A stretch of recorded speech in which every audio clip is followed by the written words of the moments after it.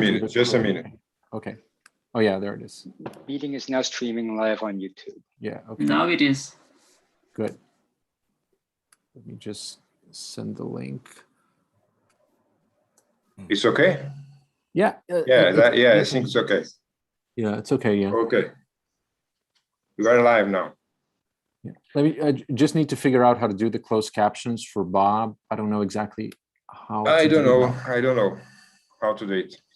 Me neither. It seems okay. Well,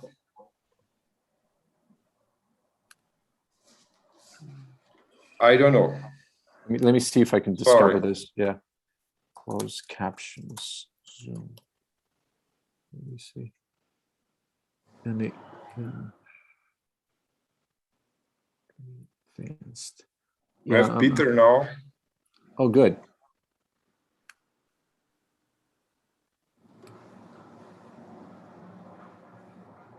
Hi, Peter. Hi. Hi, Peter. Hi.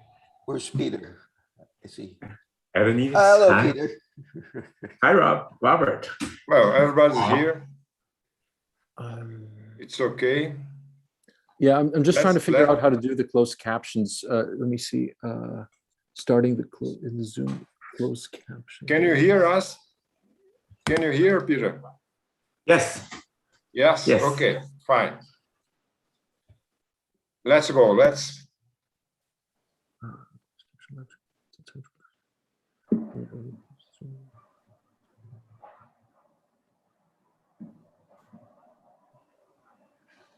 Zoom web portal settings.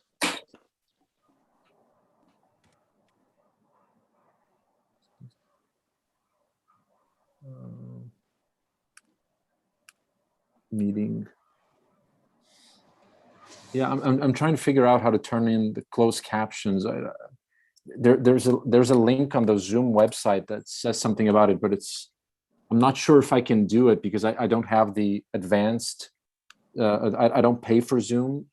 I'm not sure if I can do it. Okay, if it doesn't work, then I'll just sort of have to thresh around and Yeah, no, I think I'll manage. Let me just see if I can. How do I? Because it's supposed to be under meeting. A gente vai fazer um intervalinho no meio? Eu achava bom, né? Porque Yeah, é bem grande a banca, extensa a banca. Por favor. Yeah.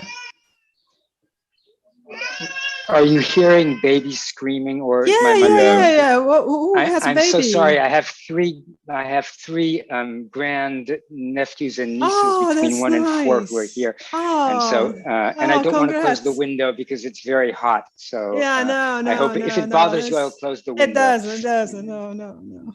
So nice. I sent Eronides a link on how to do the closed captions. Okay. I don't think. Yeah.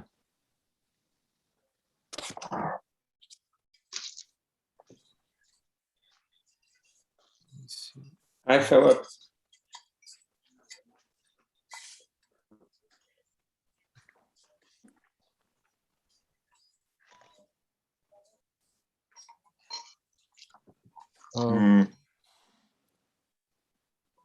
Giuseppe, eu vou te colocar como. Tá. Bota para ver se eu consigo fazer isso. it's under the control of whoever is the proprietor of the session. So Okay. Yes. Let me see if I can do it. Stop live stream. Yeah. Now I have more options now, but let me see if this is among the options that I have. Close captions. Use subtitles and closed captions. Open the captions pane for me. Let me see.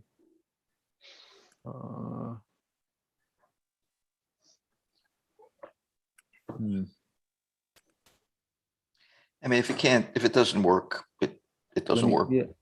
Yeah. It seems that it's in the Mac. I'm not Zoom. Yeah, because it says that it has to be on the Zoom web portal. Okay. Then, then let's just, But can you I mean, can you hear me? I'll try to speak slowly. I can hear you. Yeah, I can get it. It's become quite difficult for me. The acoustics on Zoom are not the best. In fact, I had a student who was working on that for an undergraduate research seminar about on the problems that auditory communication on Zoom posed for people, and not just in my generation, but so. Yeah, my slides are pretty like heavy with text, so I'll basically be reading from them. So, and I think the important part is just to understand that's my presentation, and sure, and I'll try to speak slowly. It's okay. Yeah. But if you have any trouble at any point, just give me. I can repeat. It's not a problem. Sure. Okay. Let me start the screen share then.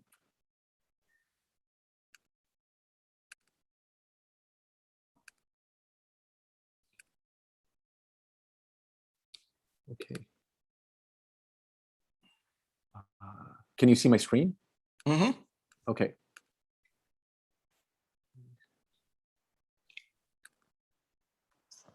Okay, so thanks to everybody for participating in my committee. So I'll be talking for 30 minutes, and I'm just giving a summary of my thesis.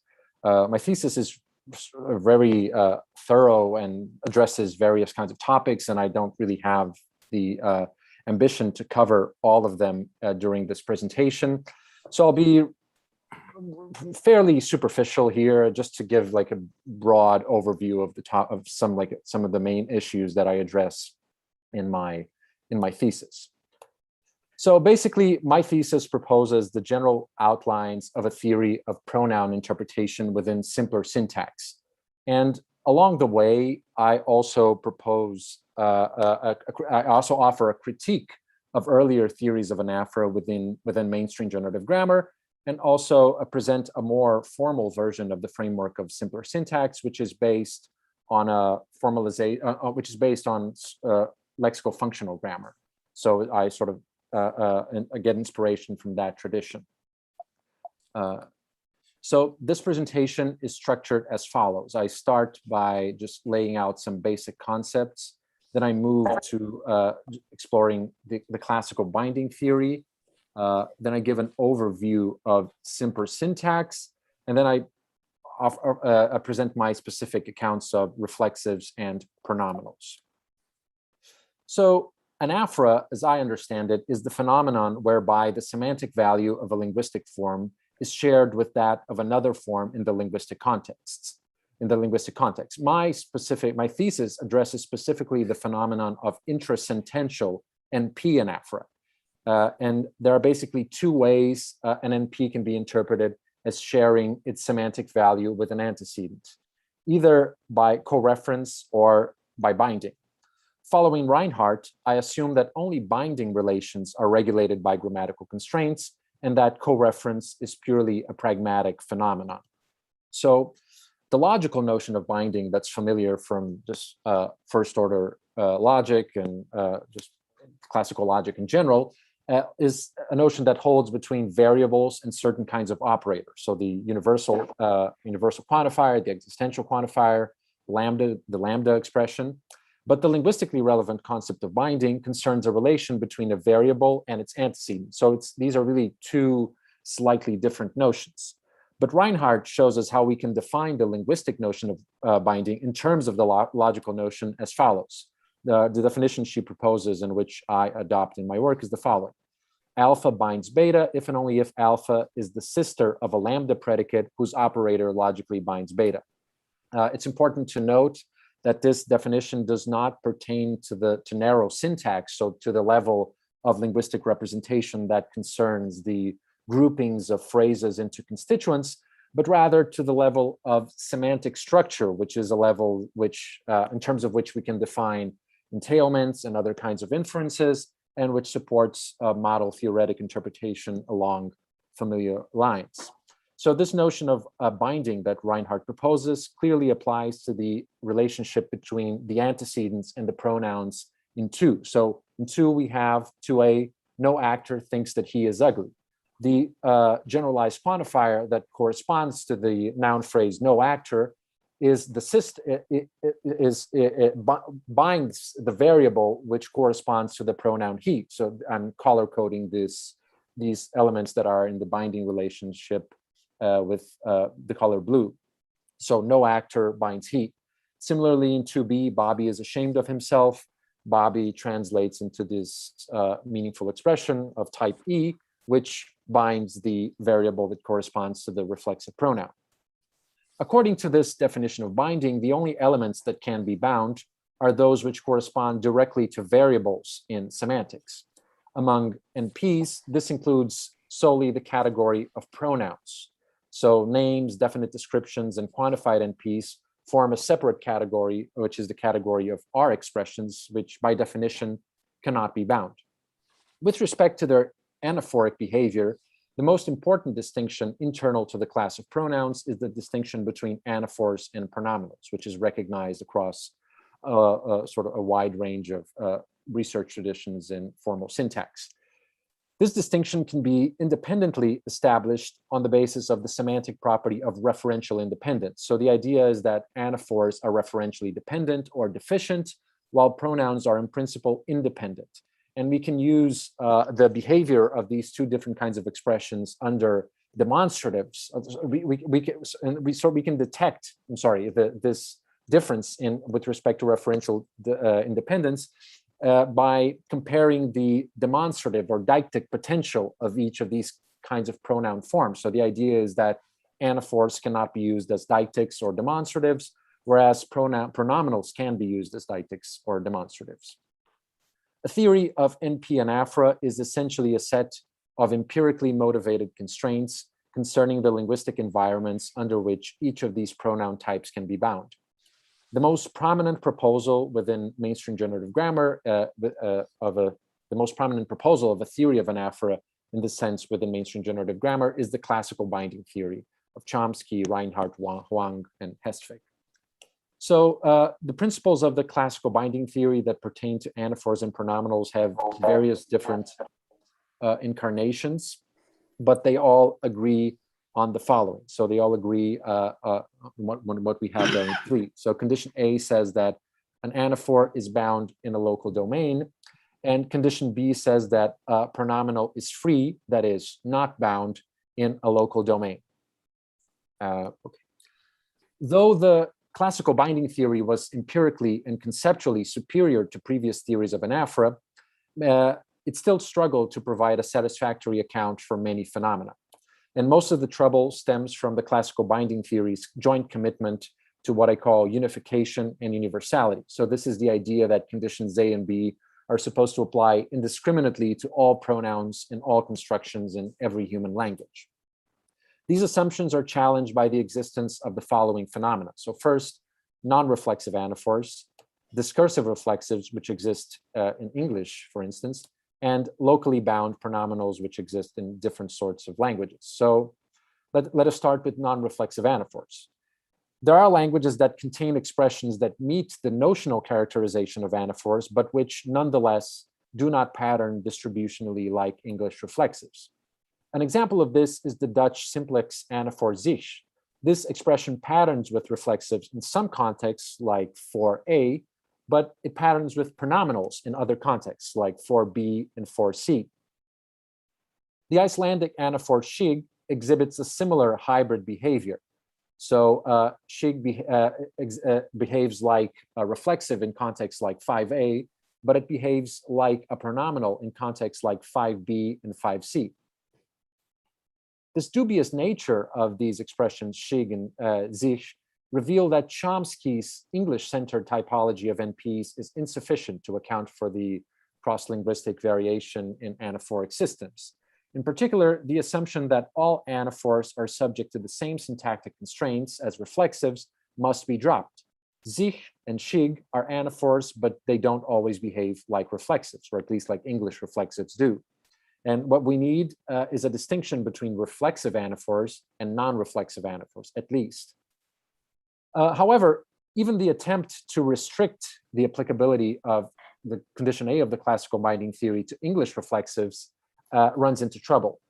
Relevant counterexamples to condition A were known at least since Barbara Hall, later known as Barbara Partey's dissertation in 1965, and they were also mentioned by Jackendoff 1969 and Cantrell, also from 1969. These are examples like the following. 6A, John's campaign required that pictures of himself be placed all over town. 6B, it angered him that she tried to attract a man like himself. Max expected the Queen to invite Mary and himself for a drink. John had worked hard to make sure that the twins will be well taken care of. As for himself, it was relatively unlikely that anyone would be interested in hiring an ex-convict who had very little in the way of professional skills. In light of these and many other counterexamples to condition A, syntacticians have been forced to partition the domain of reflexives roughly between those to which rigid grammatical constraints apply, so plain co-argument reflexives, and those which are subject to looser discourse conditions. And the idea is that in order to account for the plain cases of reflexivization without having to compromise condition A, we can restrict the range of occurrences to which condition A applies and provide non-syntactic principles of interpretation for the remaining occurrences. So it's a kind of divide and conquer strategy. We set aside cases that don't obey condition A and try to characterize them by means of some discourse principle, and we restrict the cases to which condition A applies to plain co-argument reflexives. What has generally been assumed is that the reflexives in 6, these kinds of examples, are conditioned by the perspective assumed in the discourse. So the idea is that they must refer to entities with whom the speaker empathizes or with whose point of view the speaker empathizes in the discourse context.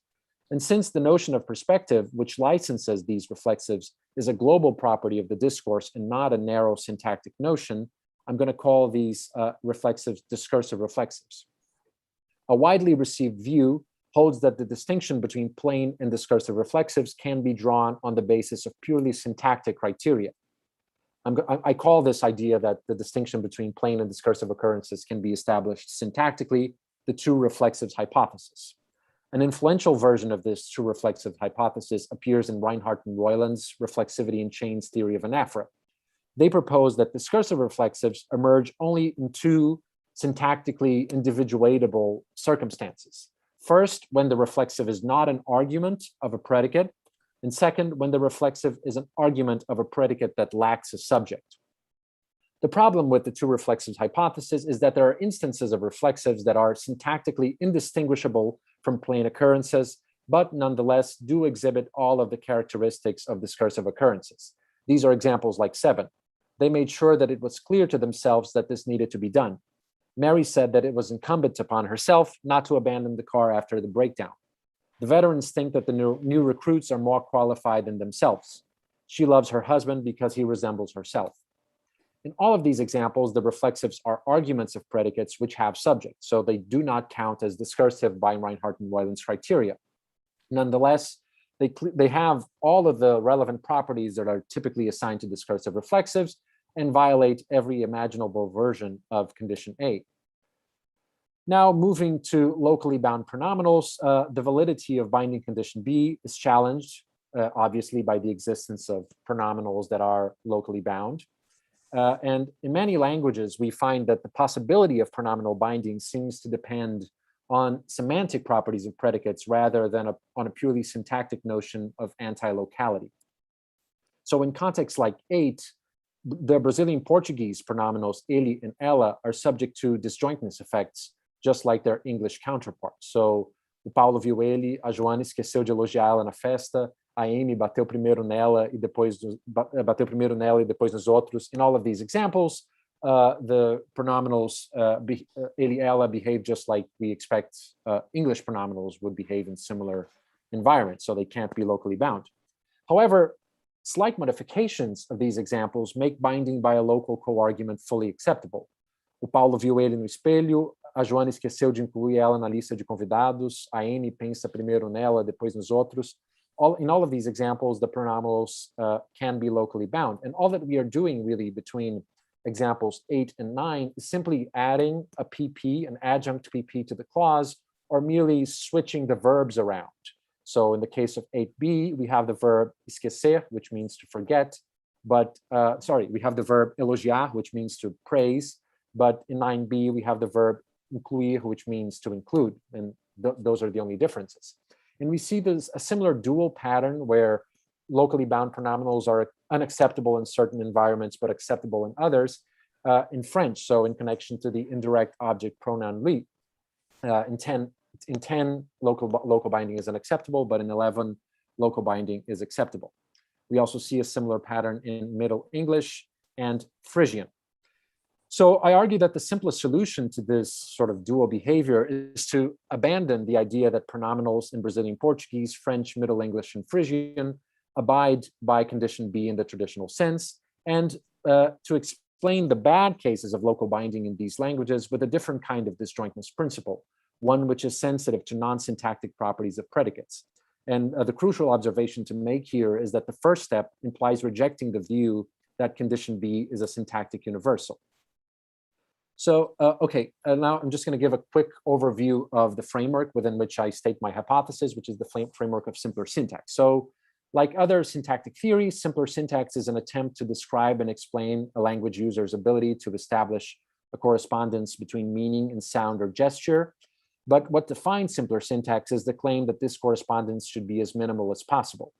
This means that simpler syntax eschews any kind of covert structure that is motivated exclusively in order to provide a uniform mapping onto semantics.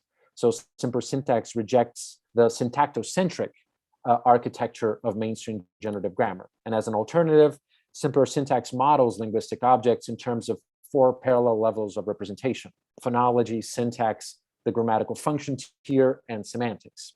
And structures on each of these levels are defined by their own characteristic primitives and relations, and are connected to structures on the other levels by means of correspondence relations that are defined by constructions. So this is the architecture of simpler syntax with phonological structure, syntactic structure, the GF tier, and semantic structure. And the idea is that a well-formed expression must satisfy constraints on each level, in addition to satisfying constructionally specified links among the interfaces. A toy example of what a linguistic expression looks like in simpler syntax is given in 16, which represents the structure for the sentence, Mary kissed John.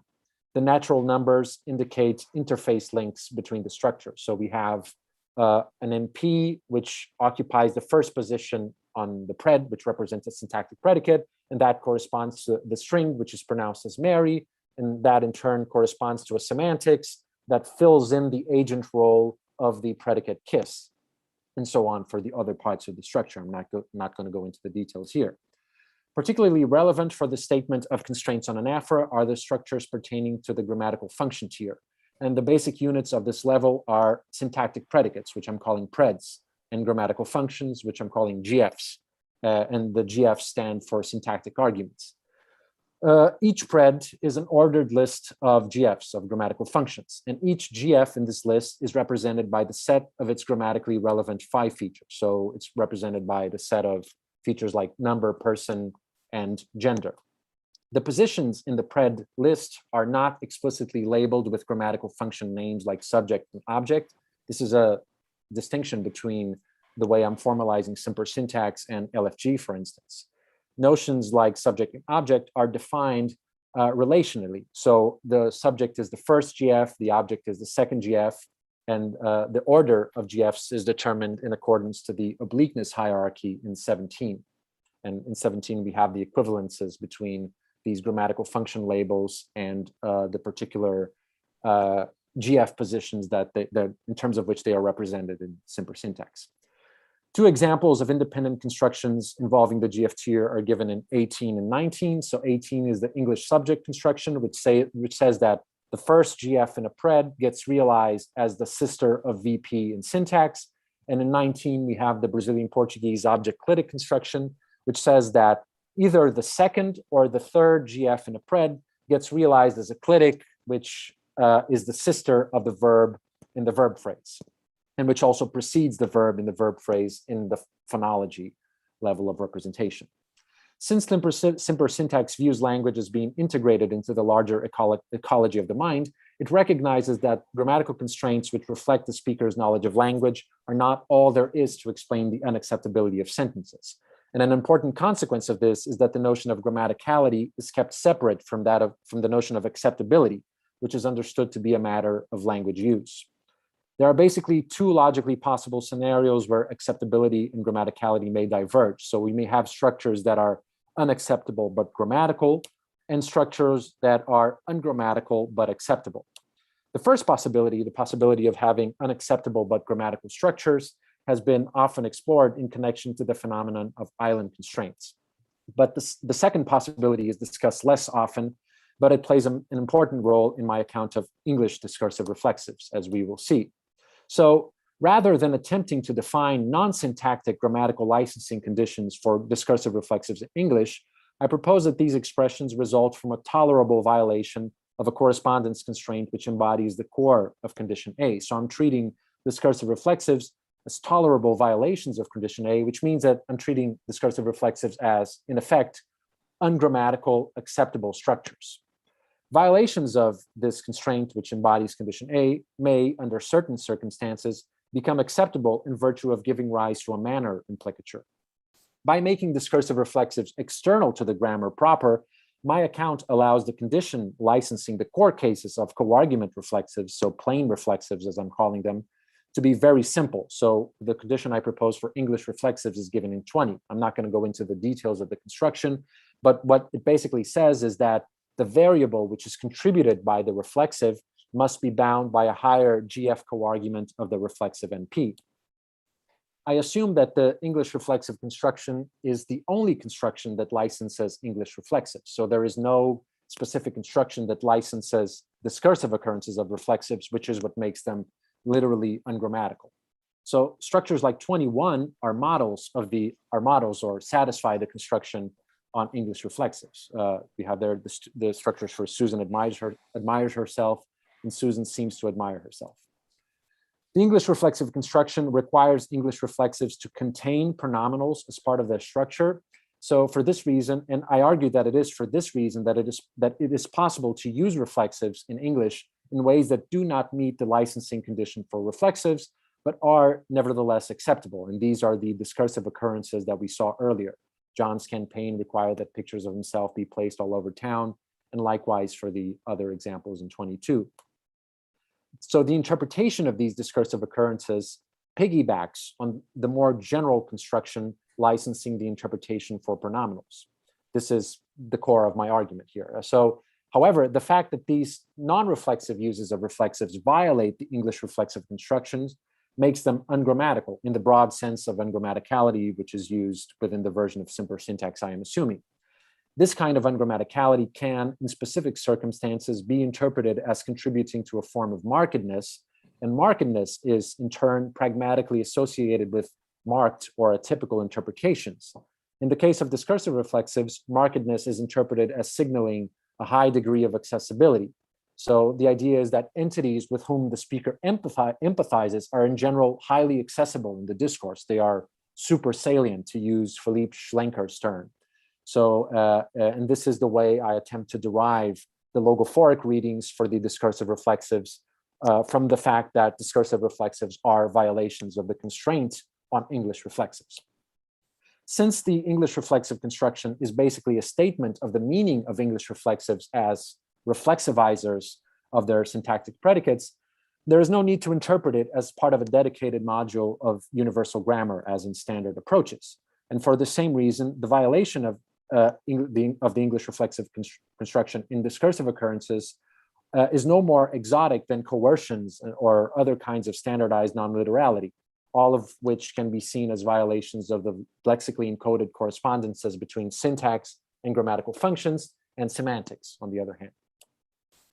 An important part of my proposal is that other languages might impose slightly different syntactic licensing condition between markers of reflexivity and reflexive lambda terms in semantics. So the pattern we see for the Norwegian anaphor hamself is different from the pattern we see in English because ham-self can be bound by a hierarchical argument excluding the subject. And this is what we see in the contrast in 23. So we need a different construction, which is distinct from the English reflexive construction to license the Norwegian reflexive ham-self.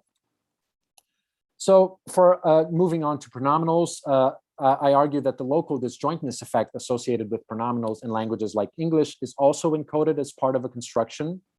So it must also be stated on a language by language basis. And this is the constraint in 25, which basically says that a pronominal may be interpreted as a variable bound by an antecedent only if its antecedent corresponds to a GF that occupies a predicate whose corresponding syntactic node C commands the syntactic node of the predicate containing the pronominal. That's a mouthful, but ultimately it works, and I show how it works on the thesis. So what we have to say for languages like Brazilian Portuguese, Frisian, Middle English, and possibly French is that the general constraint associated with pronominal binding in these languages is more permissive than the one operative in English, in that it does not require the antecedent of the pronominal to occupy a separate syntactic predicate from the pronominal. So it just says that a pronominal may be bound by a GF commanding antecedent, where GF command covers both local O command or as well as non-local relationships between arguments of different predicates. The cases where locally bound pronominals are not acceptable in languages lacking this anti-locality stipulation are handled by a semantic constraint, which I call the constraint on reflexive predicates. This says that if a semantic predicate P is reflexive and P is prototypically non-reflexive, then P must be marked with a reflexive argument. This constraint on reflexive predicates is more permissive than condition B because it gives us basically two logically possible scenarios where a locally bound pronominal may be acceptable. First, when the semantic predicate that includes the pronominal is not prototypically non-reflexive.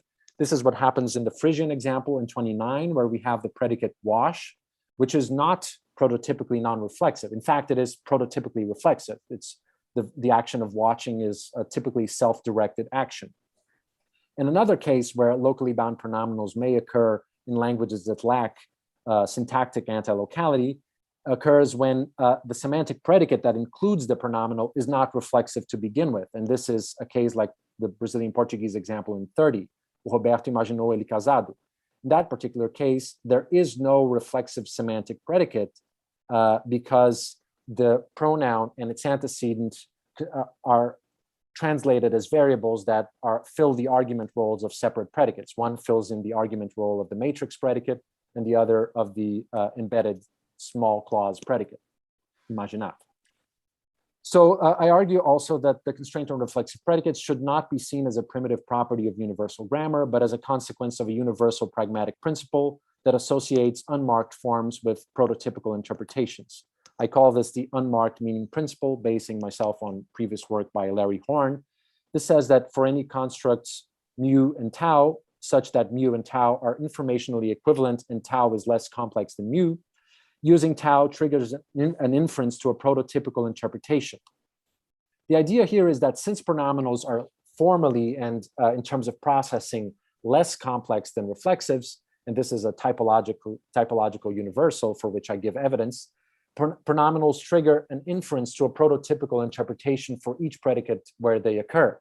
This means that if a non-reflexive interpretation is prototypical for a predicate P, pronominals as less complex forms will trigger an inference to a non-reflexive interpretation for P. And the only way to signal that P is reflexive in these cases is by resorting to specialized reflexive marking. So finally, to conclude, throughout my thesis, I argue that the interpretive constraints on individual pronoun forms are either language-specific instructions or epiphenomena of extragrammatical factors.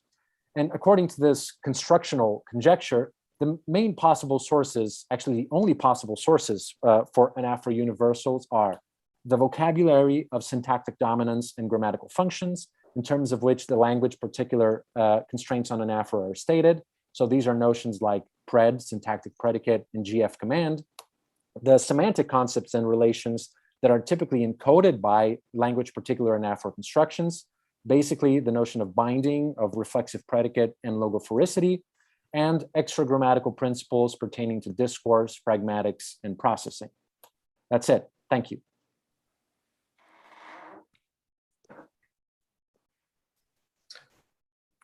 Well done, Giuseppe. Let's go to the questions now. The first one to talk will be, let me see, Philip Miller. The second one, Robert Levin. Yeah, I have to turn on my mic. Okay, let me get my preparation and this visible. Okay, so Giuseppe, my first question is, how do you pronounce your last name? Varaskin. Varaskin. Okay. Yeah. So Giuseppe, it was a pleasure to participate in it is a pleasure to participate in this thesis defense, and I'd like to thank you for inviting me to be a member of your committee, because I found it a very interesting and useful thesis to read, and also for a very complex topic, easy to read. I mean, your thesis is extremely well written, very clear. I don't know if you're a native speaker of English, but if you're not, it is remarkable in its writing. And your mastery of academic English is absolutely perfect. I mean, there are some minor typos, which I will send you a partial list of, but they are typos, almost all of which could have been made and would have been made by native speakers of English. As you say yourself in your introduction, there's this enormous literature on this topic, which you confronted and summed up in a very, very intelligent way. I mean, you don't just summarize things one behind the other. You have this very clear overall view of what's going on that allows you to go over the previous theories and say the most important things about them and show how they contrast with each other. You provide very lucid explanations of all these different theories. And sometimes some of these theories I know quite well, Lees and Klima and classical principles and parameter stuff. And even in those cases, there are things you point out which are obvious in retrospect, which I hadn't conceptualized in the way you pointed out. So, for instance, you show that Lees and Klima react to complications by complexifying structures rather than principles, whereas the principles and parameters approach is exactly the opposite. And I mean, these are useful points to be made, yeah. And for the cases where I've never read the papers, and I have to admit that I'd never read the Reinhardt and Roland papers, your summary is clear enough that it is actually quite intelligible, probably more so than if I tried to read the original papers. In general, I prefer theses where there's a lot of new empirical data. And this is not the case in your thesis, but in the case of this thesis, you actually confront what seems to me to be a very large range of data that have been gathered by a very broad number of people.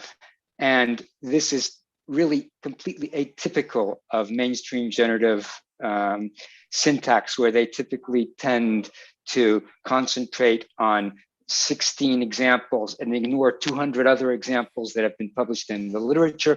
So because you actually managed to cover, at least it seems to me, most of the central and even the very specific cases that have been discussed in the literature, I think that this is an important theoretical contribution to our understanding of anaphora, reflexivity, and binding, and phenomenals, etc. So I think it's a really very, very good thesis, which attempts to account for what is known about anaphors in English, in Brazilian Portuguese, and the classical cases with Icelandic, Dutch, etc., etc. And I think that there are things that are really very insightful in the way you manage to go and pick things up from various theories. So for instance, the way you integrated Ansgi Ertz's 1995 ideas with other ideas. I mean, I thought all of this, the way you extend it to Brazilian Portuguese, etc. I found this all very, very interesting. So I now turn to actual questions after this, saying again that I thought this was really interesting. My first question, and it's just a very general question, I guess, and it may be a terminological problem more than anything else, but still, I'm wondering about the status of pragmatic and discourse constraints, and about why you don't seem to want to make them part of the grammar. So why would you, I'm gonna make, this is gonna be a complex question, and I wanna try to ask it as a complex question, and you can answer whatever parts of it you want. You don't have to answer all of it, obviously. So in your representations, the general question is, why don't you have some sort of pragmatics discourse thing alongside Fon, Sin, Sem, and GF? Because as far as I can see, pragmatic and discourse constraints are part of linguistic competence. And to the extent that you consider that grammaticality involves not just syntax, but also semantics, it's not clear why you would want to have a notion of grammaticality that includes semantics, but excludes discourse pragmatics. Okay, so again, there's a terminological aspect of this which is not interesting, but maybe there's more to it than that.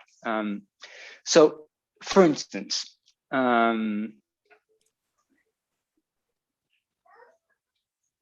these are cases which, I'm going to start with cases which might be thought to be easily excludable from grammar, but still, I think there are good reasons to say that they are part of grammar. Bresnan in recent work has shown in a lot of detail things that we already knew, but she showed them with really rich empirical and statistical data, where she shows that various kinds of phonological reduction are acceptable, have variable acceptability according to frequency. So pronouns are reduced differently depending on the frequency of the verb and things like that. And again, it seems to me that things like the possibility of ellipting subject pronouns with seem and appear on page 207 of the thesis might well be linked to the fact that appear is a much more higher register and less frequent predicate, epistemic modal predicate than appear. What about register? It seems to me that a lot of the differences, again, between the examples on page 207, 101, and 102, where you have appear, loathe, and be willing to, which get contrasted with loathe, with hate, be willing to, I'm not sure with what anymore, but anyway, in each case, you have these very clear register differences. And since we know that subject omission in these constructions is typical of informal spoken register, well, loathe is just not part of the informal spoken register. And so you expect that you're not going to get this kind of reduction with loathe, but that you will get it with hate.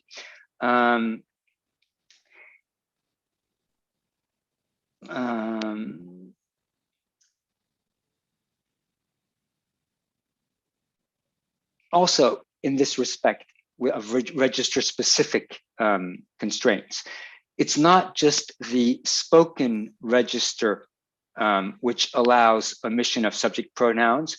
It's well known, for instance, that the diary register also allows omission of subject pronouns. And in that register, I wouldn't expect that you would get the same difference between hate and loathe. I would expect that in her journal, Virginia Woolf could quite easily have written, went to see a play, actually loathed it or something like that. I mean, that would be fine. So it seems that if you include register, knowledge of register in linguistic competence, then you might claim that there are actually grammatical differences involved in the large sense of grammatical. And you talk about extragrammatical factors, and you mention the fact that there is extragrammatical conventionalization. But for me, in a sense, and I guess this is really the terminological side of it, as soon as it's conventionalized, it's part of competence.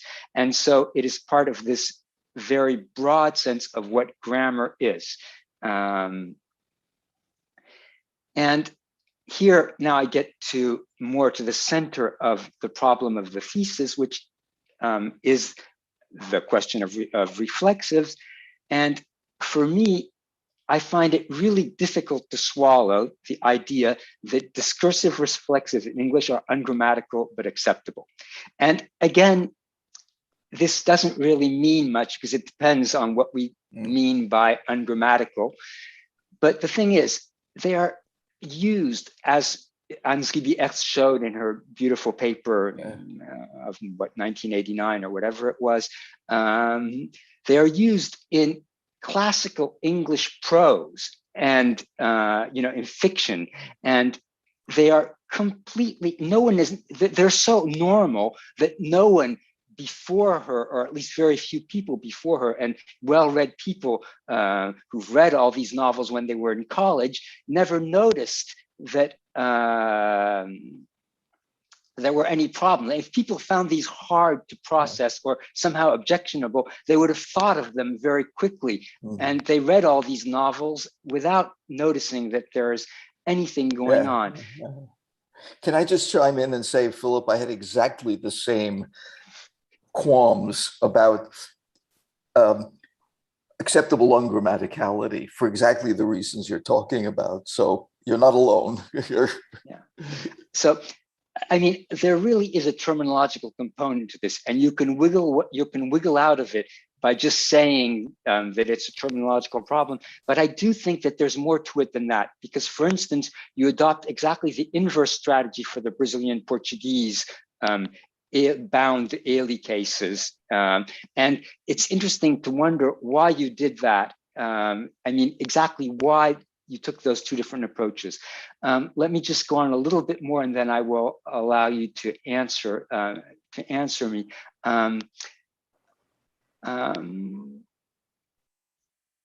Yeah, one of the things that you try to use to justify this, if I understand you correctly, is that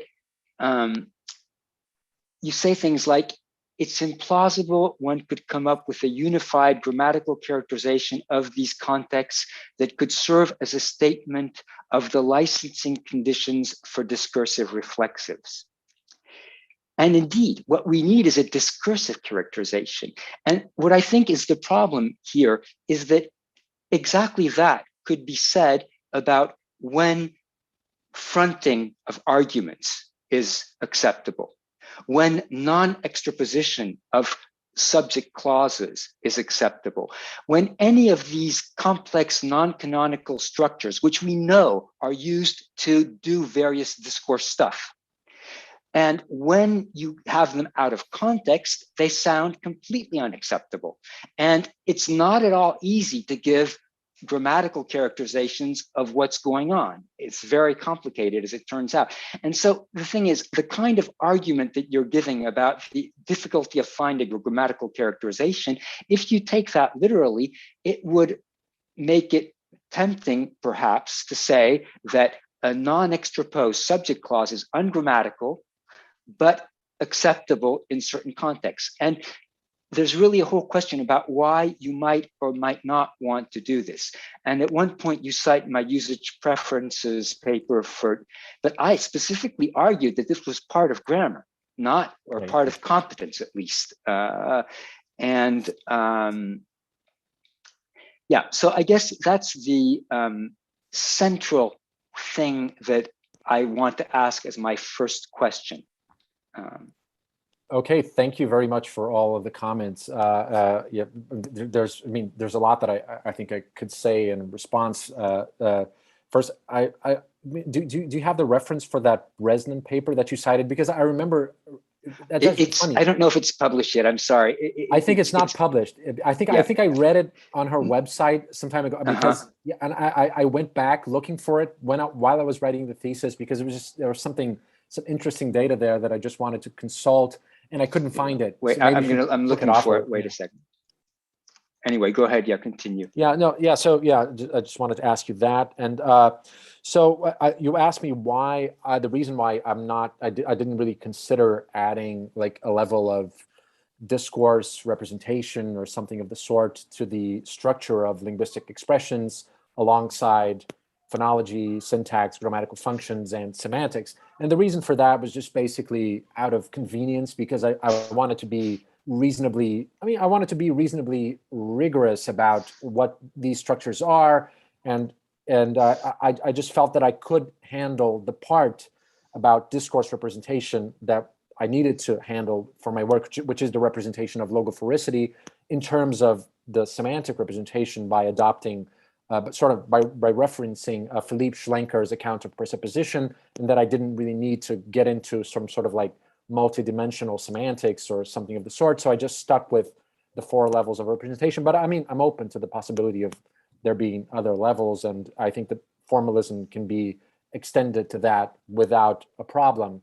And I think it's an interesting sort of empirical and but I think it involves conceptual issues as well. I mean, the question of whether once we do that, whether we have the possibility of incorporating these kinds of phenomena of like discursive reflexives into the competence theory. I think that's an interesting question, which I didn't, maybe I overlooked that in virtue of the fact that I was making this simplification of not having discourse representation in the grammar. Maybe if I had that, it would have occurred to me a way to state these constraints.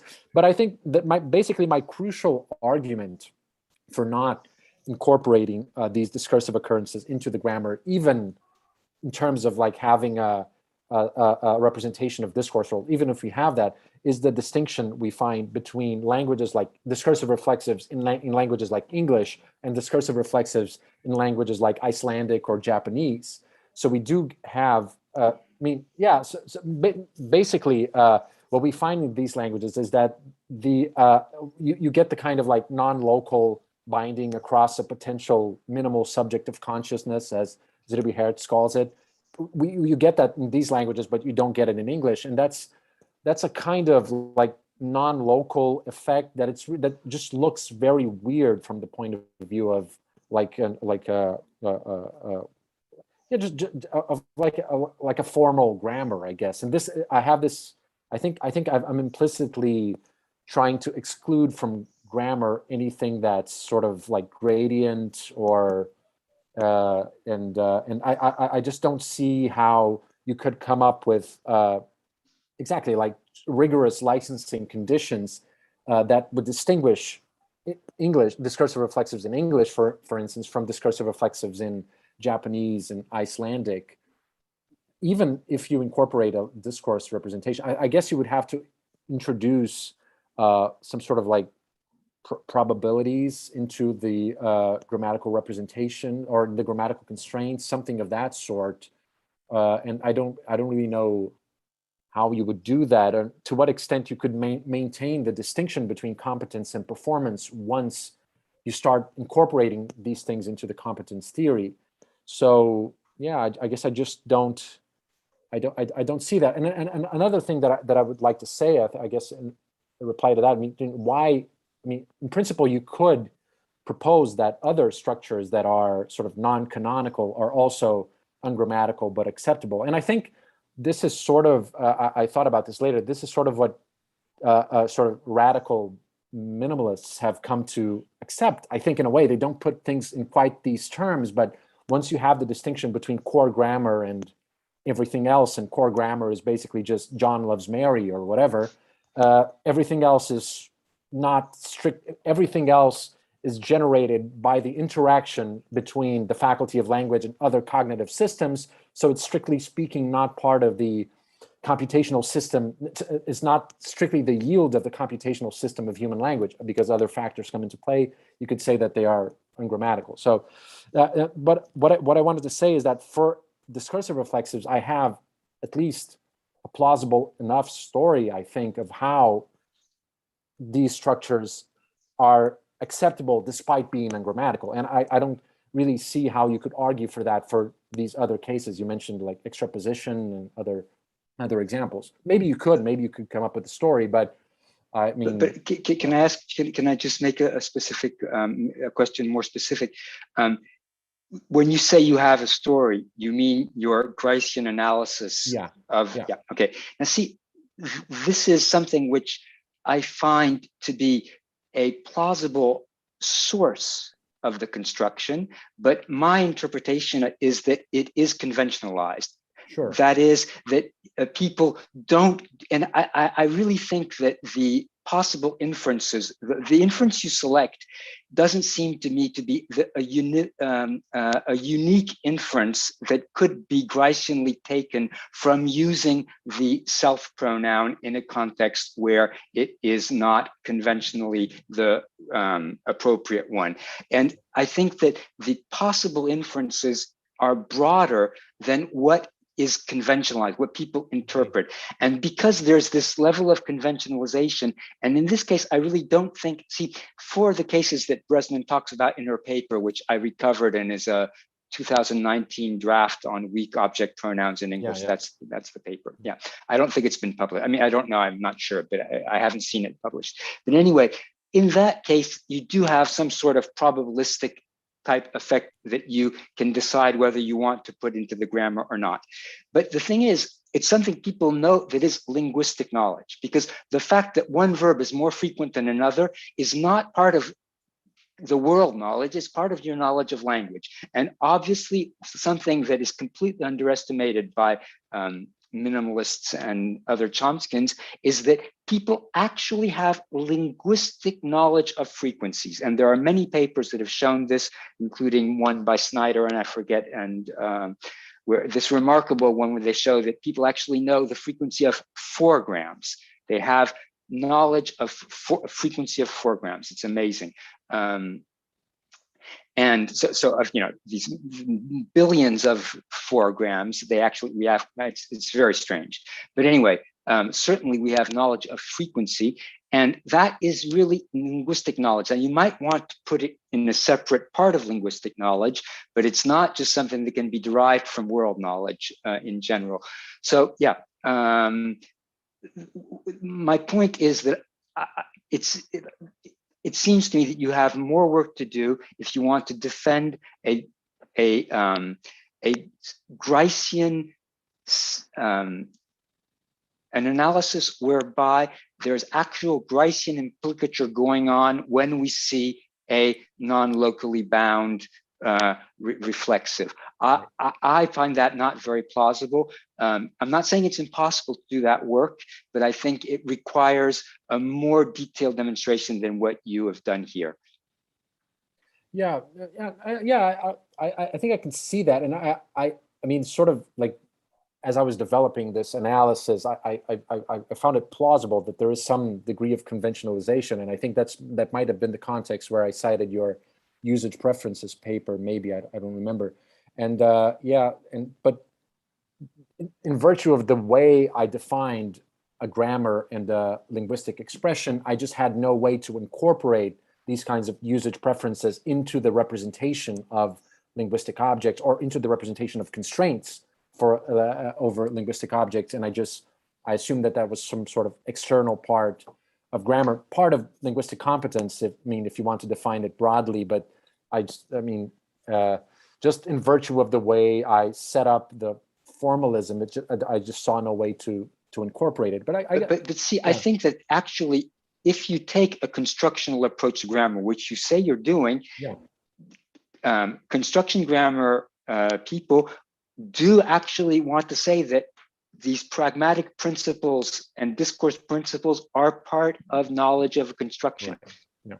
And I mean, you know, this is not to sort of undermine your thesis, which I really think is very interesting, but it's something which I think that you would be worth looking into more closely. And, you know, for the prepositional passive, this is not the center of your thesis. I didn't know this paper by Menuzzi, by Sergio Menuzzi, where he talks about both these things together. It's sad that the paper has absolutely is apparently not known at all. And thank you for bringing it to our attention. But again, I don't really think that you can say that the effectiveness thing is linked to is a synchronic implicature. It may be diachronically, that may be the source of it. Because, for instance, you get effectiveness conditions also in prepositional passives with indirect objects. So the acceptability of prepositional passives really depends on effectiveness as well, right. Yeah, even right. the standard ones. So it's not, I mean, yeah.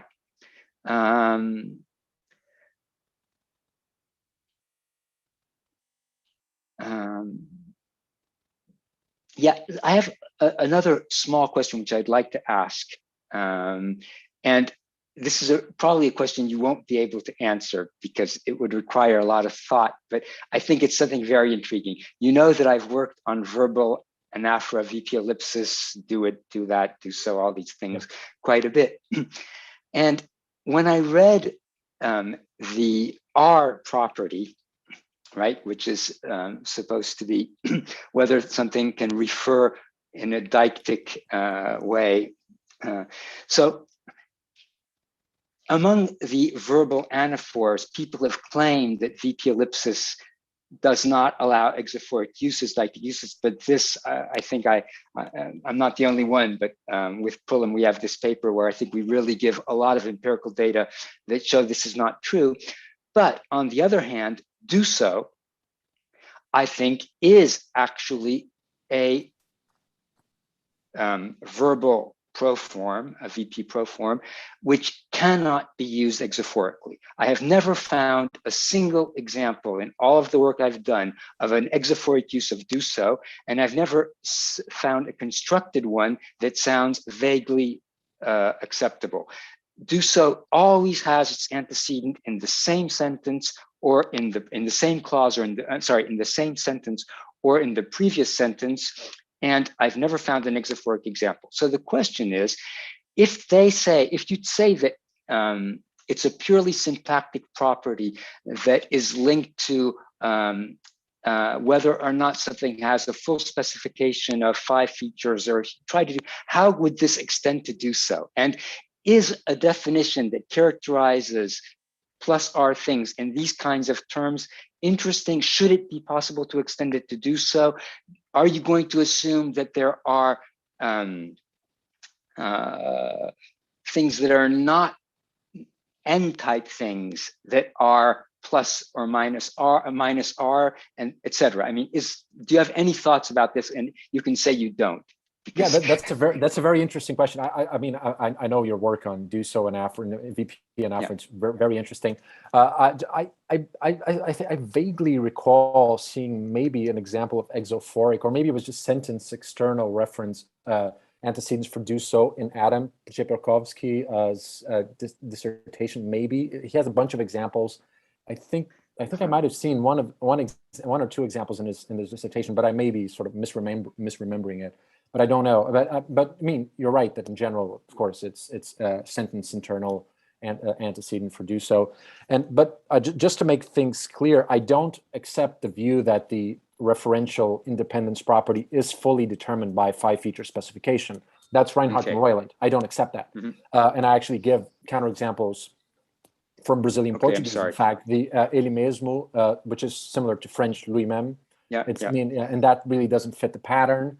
I don't accept that. But maybe they could argue that for do so. I mean, it looks reasonably plausible. I mean, what are the 5 features of do so? Maybe, I think none, right? So but does do it have more 5 features? Yeah, do that. Probably not. So it doesn't. Yeah, I guess it doesn't help. I mean, to think about VP and Afro, but that's a very interesting question. Yeah, thanks. I don't know if I'm not sure what the timing is on this. Who's managing? Yes, it's probably enough.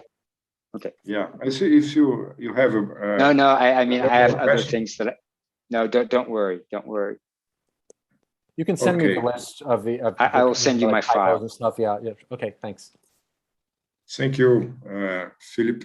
It's now time to Robert Levine. Bob. Yitzhak, Turn on your mic. you are mute. You're muted. Okay, there I am. Okay, so first of all, I wanted to echo Philip's laudatory comments about your dissertation. I think there's a Cambridge University Press monograph there. I think Helen Barton over there would be very happy to get a suitably, whatever, modified version, and I would be happy to recommend it to her.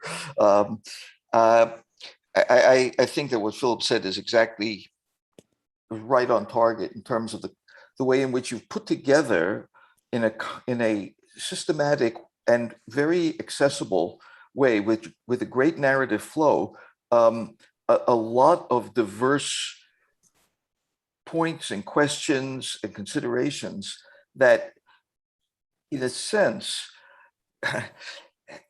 have, apart from anything else, gives us a huge pedagogical advantage should any of us ever wind up getting to teach a class on anaphora.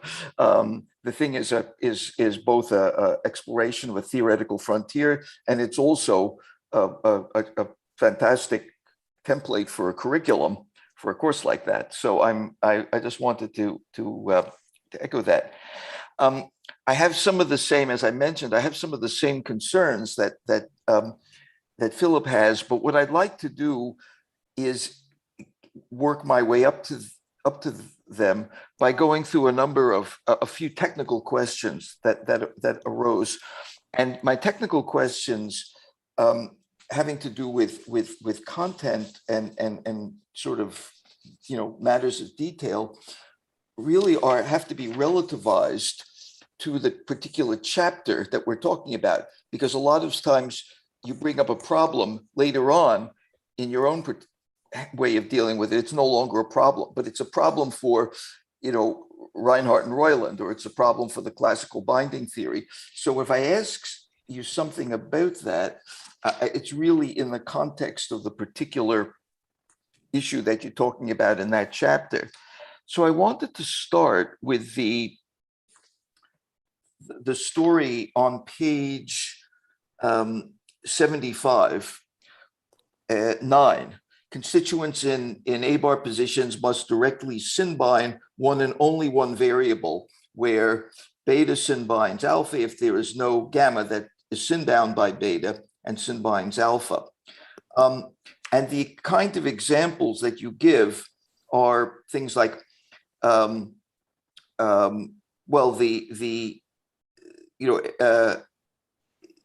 ones in 10. But it seems to me that there are examples that sort of would contraindicate that generalization for somebody who wanted to propose it. So what about, for example, examples like this? The directors applauded every actress after her name was called. Now, Yes.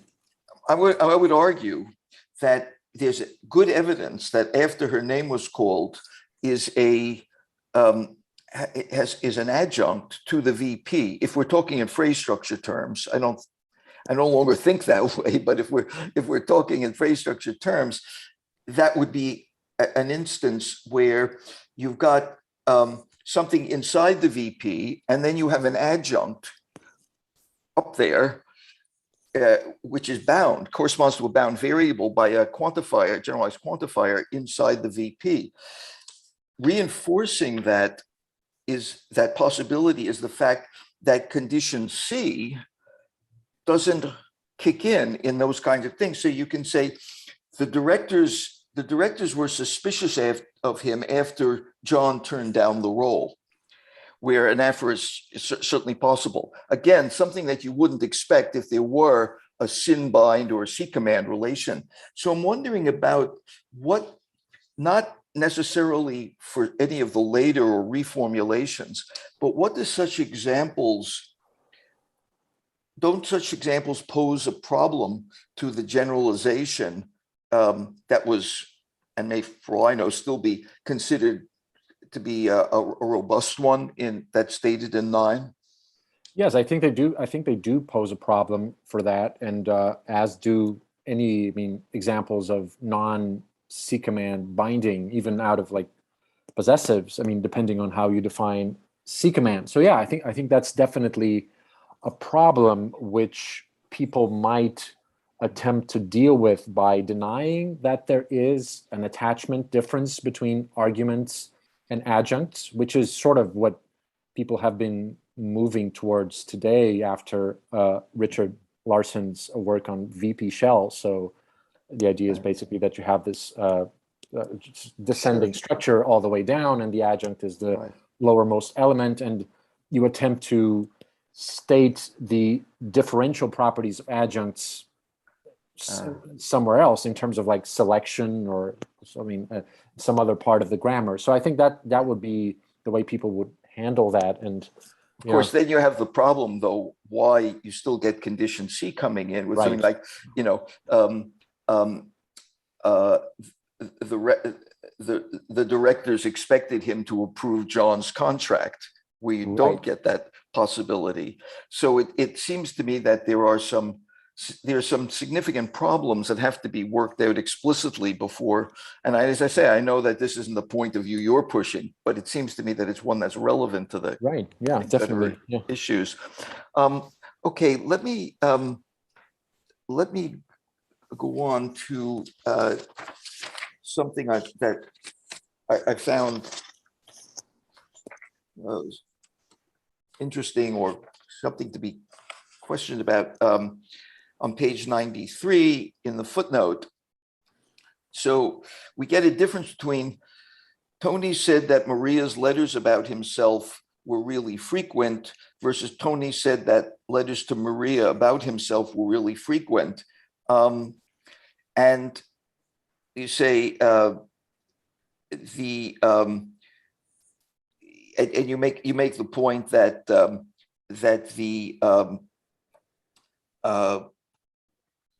binding, the distinction between the RCT and the HPSG binding theory, and you say the judgments I gathered support the RCT, but in a sense, again, this is going to anticipate something I want to get to later on.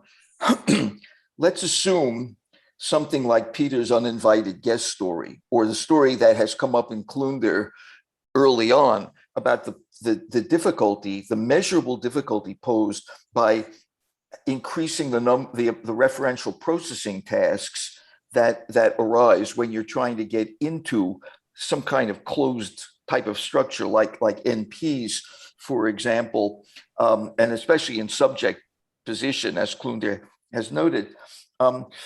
That would seem to me to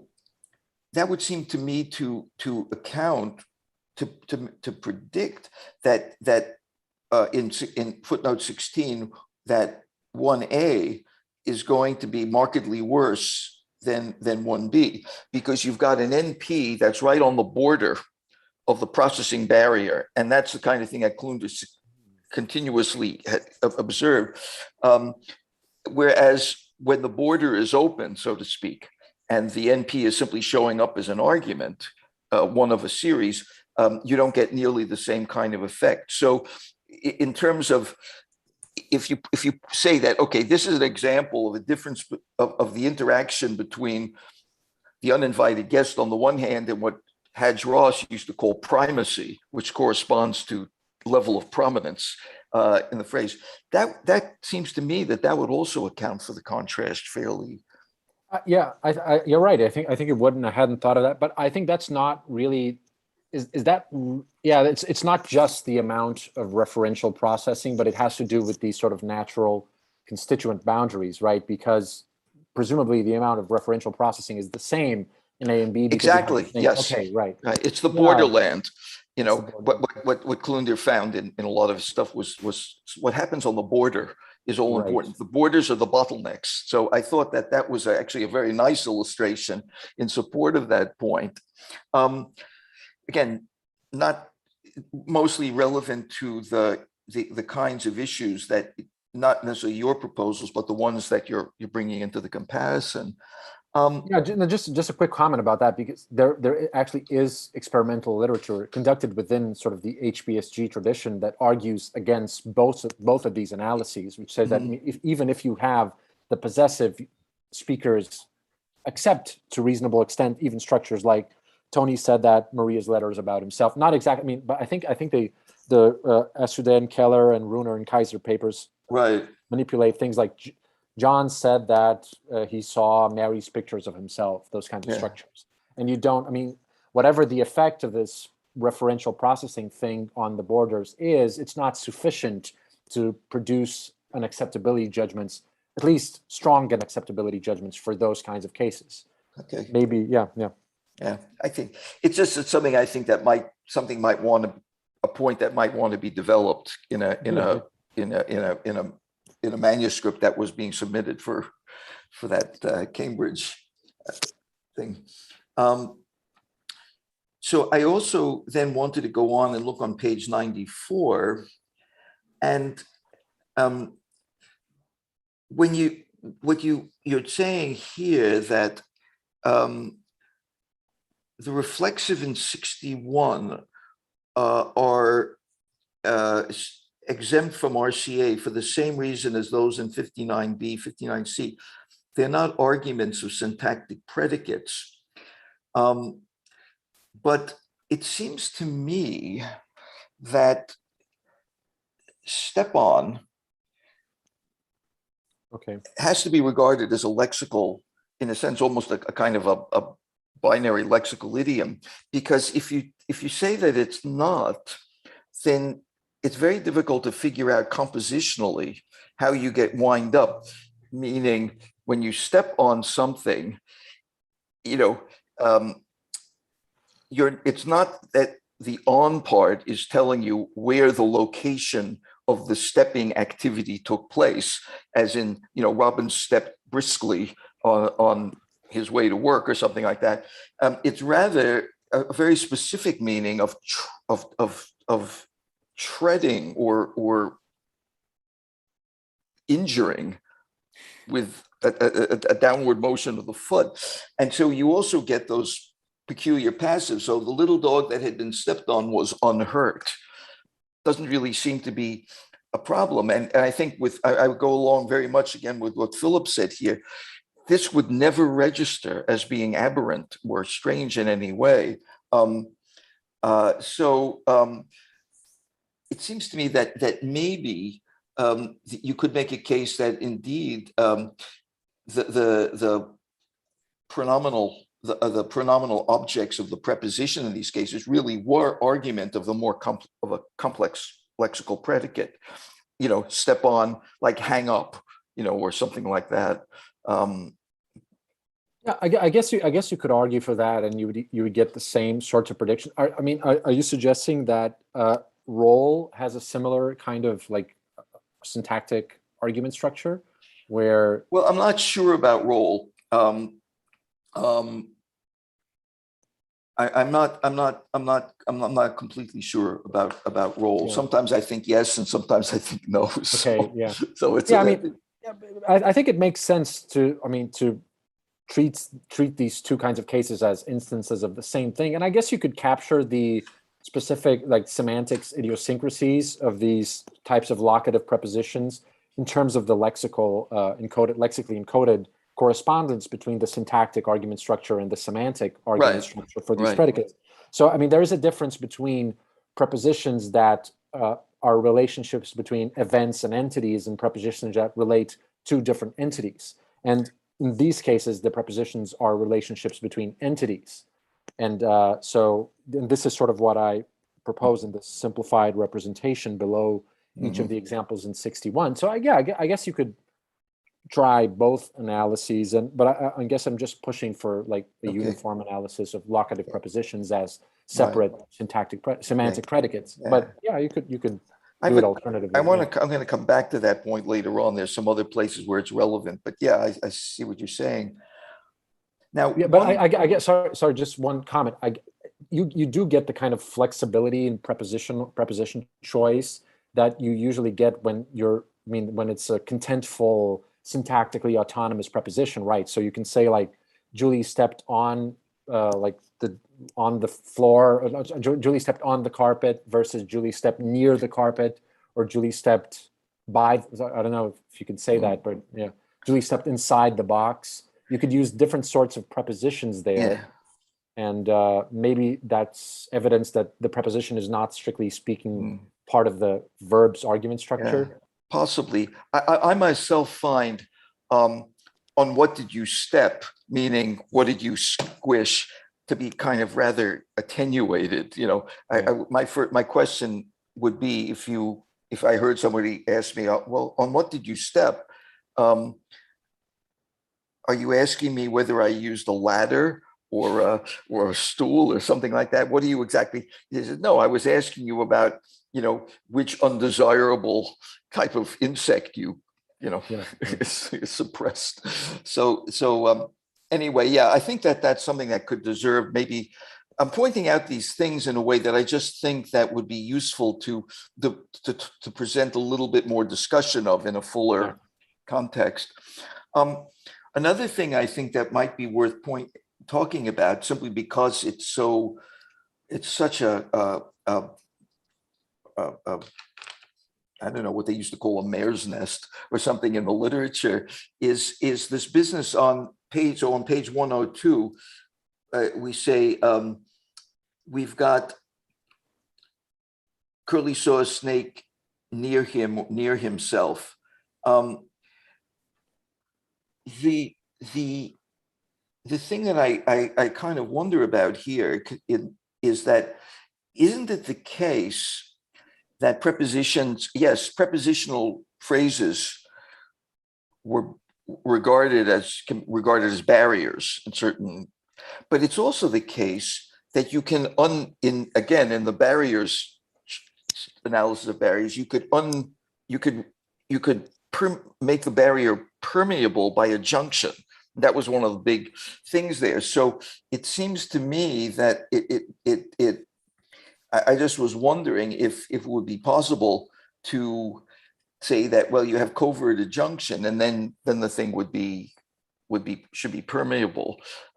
That was a trick that, you know, Chomsky made heavy use of, and his acolytes made heavy use of. So I kind of was just wondering if something maybe more should be said about whether we're assuming that barriers are permeable, like PP barriers in particular, are permeable or not.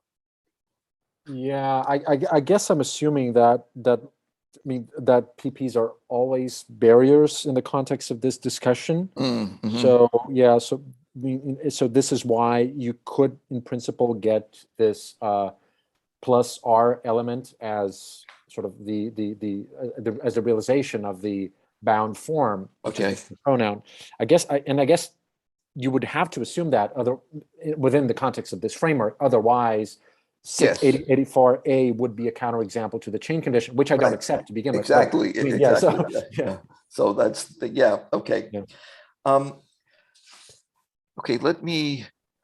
Okay, I think it might be also worth noting on in chapter 3, on page 113, that when you say one uses identity of 5 features as a syntactic surrogate for semantic identity, and you cite Chomsky, Weiland, Werich, but also Pollard and Sogg. But I don't think Pollard and Sogg belong in there, because what Pollard and Sogg would say is that identity of 5 features is not enough. They're not talking about 5 identity, they're talking about structure sharing.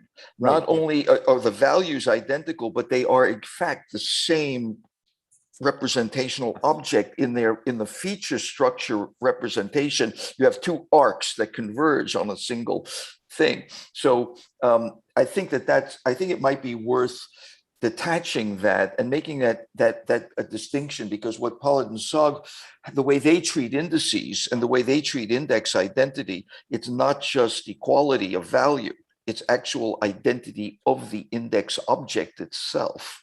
Yeah, it's token identity of the index object. Yeah, but exactly. I think some on some accounts of agreement, and within this sort of mainstream tradition, the object that's the object of agreement, the actual objects that are shared are actually identical. I don't remember if it's Bezetski and Torrego's account or some other account.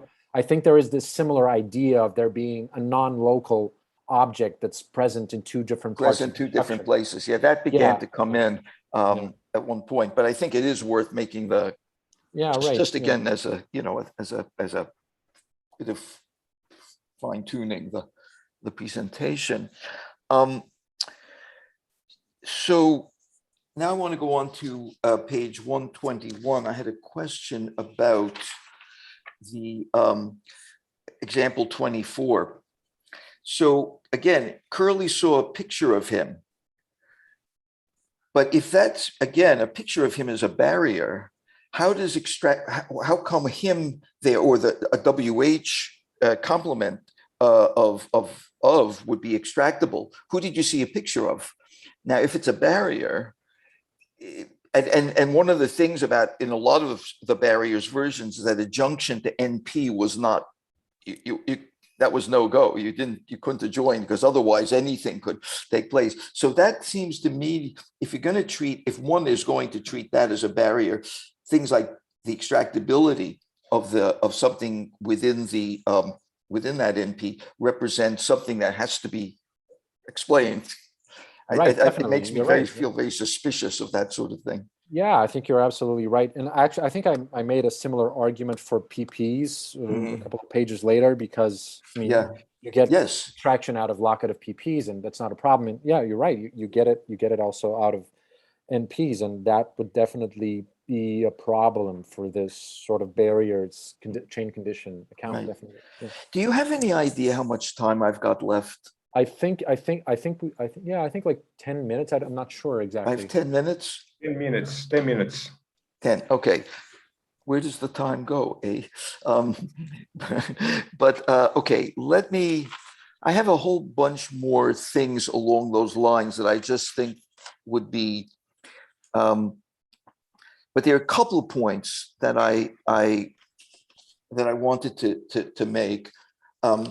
And I think that are sort of more globally important than just these technical details that I've been. Let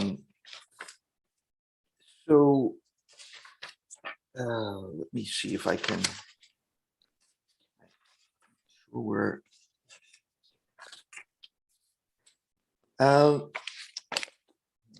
Okay, I'm going to give up trying to recover where it was and just point out.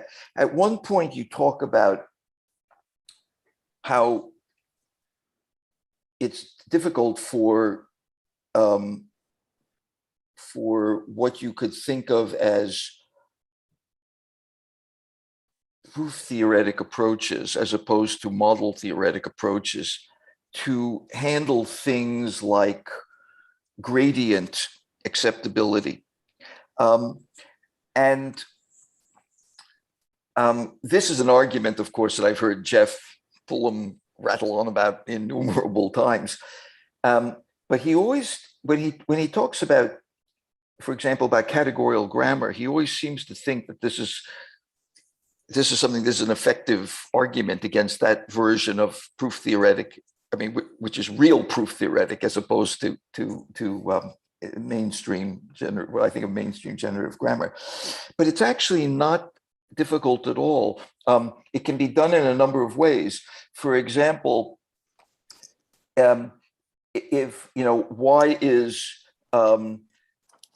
I think what was it? It was a matter of saying he had decided that blah blah blah versus him had decided. Yeah, it was, and that's not 165. Yeah. Okay. Let me get that. Okay. Hold on. 165. Very good.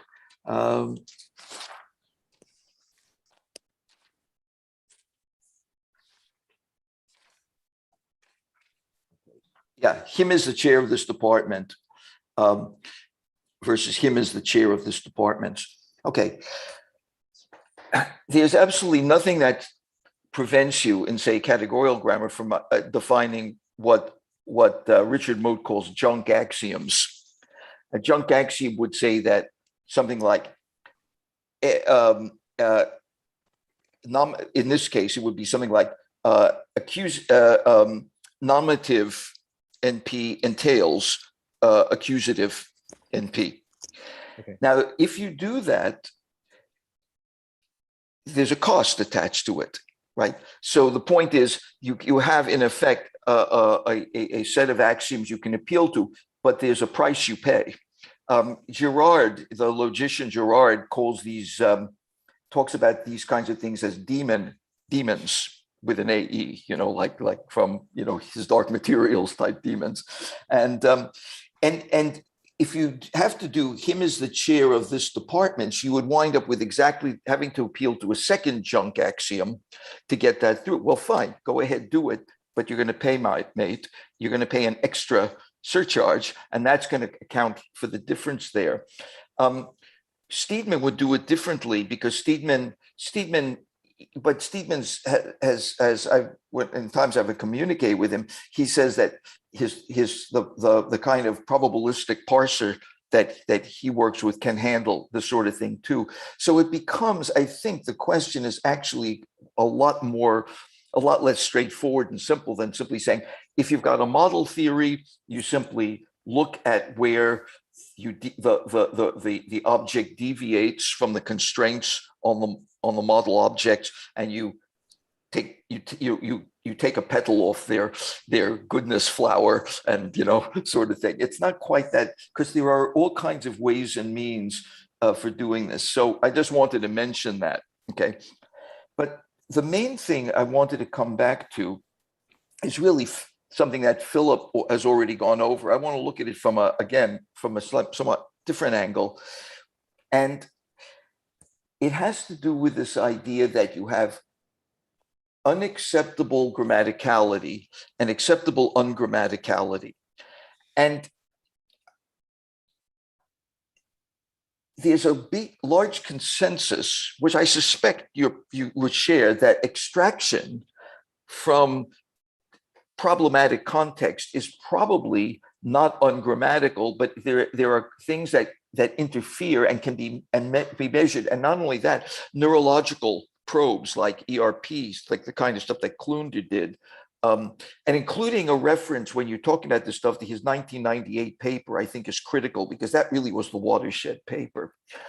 But the thing about that is that what you said earlier about there being a very long chain of gradient of points representing successive diminutions of acceptability that would be very hard to incorporate into the grammatical formalism itself. That's also true for extraction, not just in connection with processing, but like the paper that the Chavez and papers on the extraction from subject, and particularly the one with the Chavez and Derry paper, where the critical notion of the critical parameter that seems to ameliorate those, there are two things. One is a shorter VP expedites acceptability. And that's something that probably has something to do with just sheer parsing, neuropsychology. But the other one is the relevance of the extracted material to the main predicate of the VP. And there's a beautiful gradient there, but that's not the kind of thing that you can sort of outsource to some neurophysiological thing where everybody agrees, oh yeah, well that's this is something where you're dealing with levels of relevance that would be, again, very difficult to quantify, but they have there's a nice gradient picture there. But that, again, I would argue, is probably optimally approached. And Klunder, as you know, has argued for this in a number of places. That would be optimally handled, again, by saying these are grammatical, but difficult, reduce acceptability. But now we have a really serious problem. How do you distinguish those cases from the cases that you want to call ungrammatical acceptability? Because the same long gradient pattern and subtle, succession of diminishing acceptability dependent on something hard to quantify is there too. Yes, I mean, exactly the same set of phenomena could be explained in either terms, and there really is no algorithm for deciding between calling something grammatical but unacceptable or ungrammatical but acceptable. So basically what I say, and I think I say this explicitly, is that it's more or less an extent of how plausible a story you can come up with for the deviation between grammaticality and acceptability. And I mean, specifically for discursive reflexives, in order to count all of the cases of discursive reflexives as grammatical and try to explain away the bad cases, like John said that Mary loves himself, as merely unacceptable, I mean, that's really a large departure from the tradition, and it's too large of a departure from, for me at least, for my taste. Okay. So it ultimately amounts to saying that there is no constraint analogous to condition A in the grammar, because all kinds of crazy non-local binding are acceptable, and the bad cases are filtered out by obscure pragmatic principles, which would be really obscure pragmatic or processing, which would be hard to come up with. But then we come back to Philip's point, which was that there, in fact, are some reasonably interesting arguments for incorporating those kinds of things into the the grammar. So, I mean, it's an interesting, open, and probably eternally open question. Right. Yeah, but all I'm sort of saying is that it would be useful to address in a subsequent development of work. It would be useful to put a spotlight on that very question, so that the reader is at least convinced that yes, there's the alternatives have been considered, and but Giuseppe is coming down on the side anyway. Yeah. I think I'm out of time, but again, I wanted to express my appreciation for you giving me a chance to be a party to your defense and ask questions and so on. So it was a real pleasure to read. And it was not, I took a lot of work because there was a huge amount of stuff in there, all of it good. And to appreciate it, you have to pay careful attention day after day after day. So it was definitely worth it. Thank you. Thank you so much for participating. I mean, thank you. I mean, you've been a big influence on everything I've done since I took your classes. So thank you. It means a lot. My pleasure. Thank you. Marcus, it's your turn now. Do we want to take a small break? I don't know. I don't know if people. If we do, maybe I can get some more tea.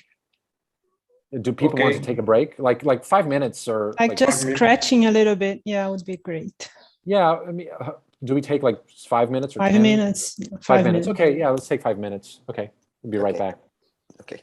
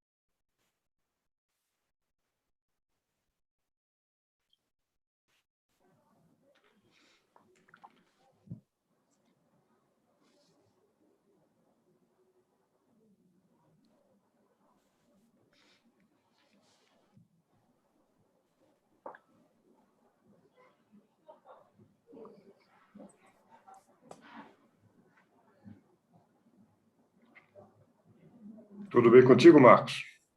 Tudo bem, Heronides. Esperar mais uns 2 minutinhos. Sem problema.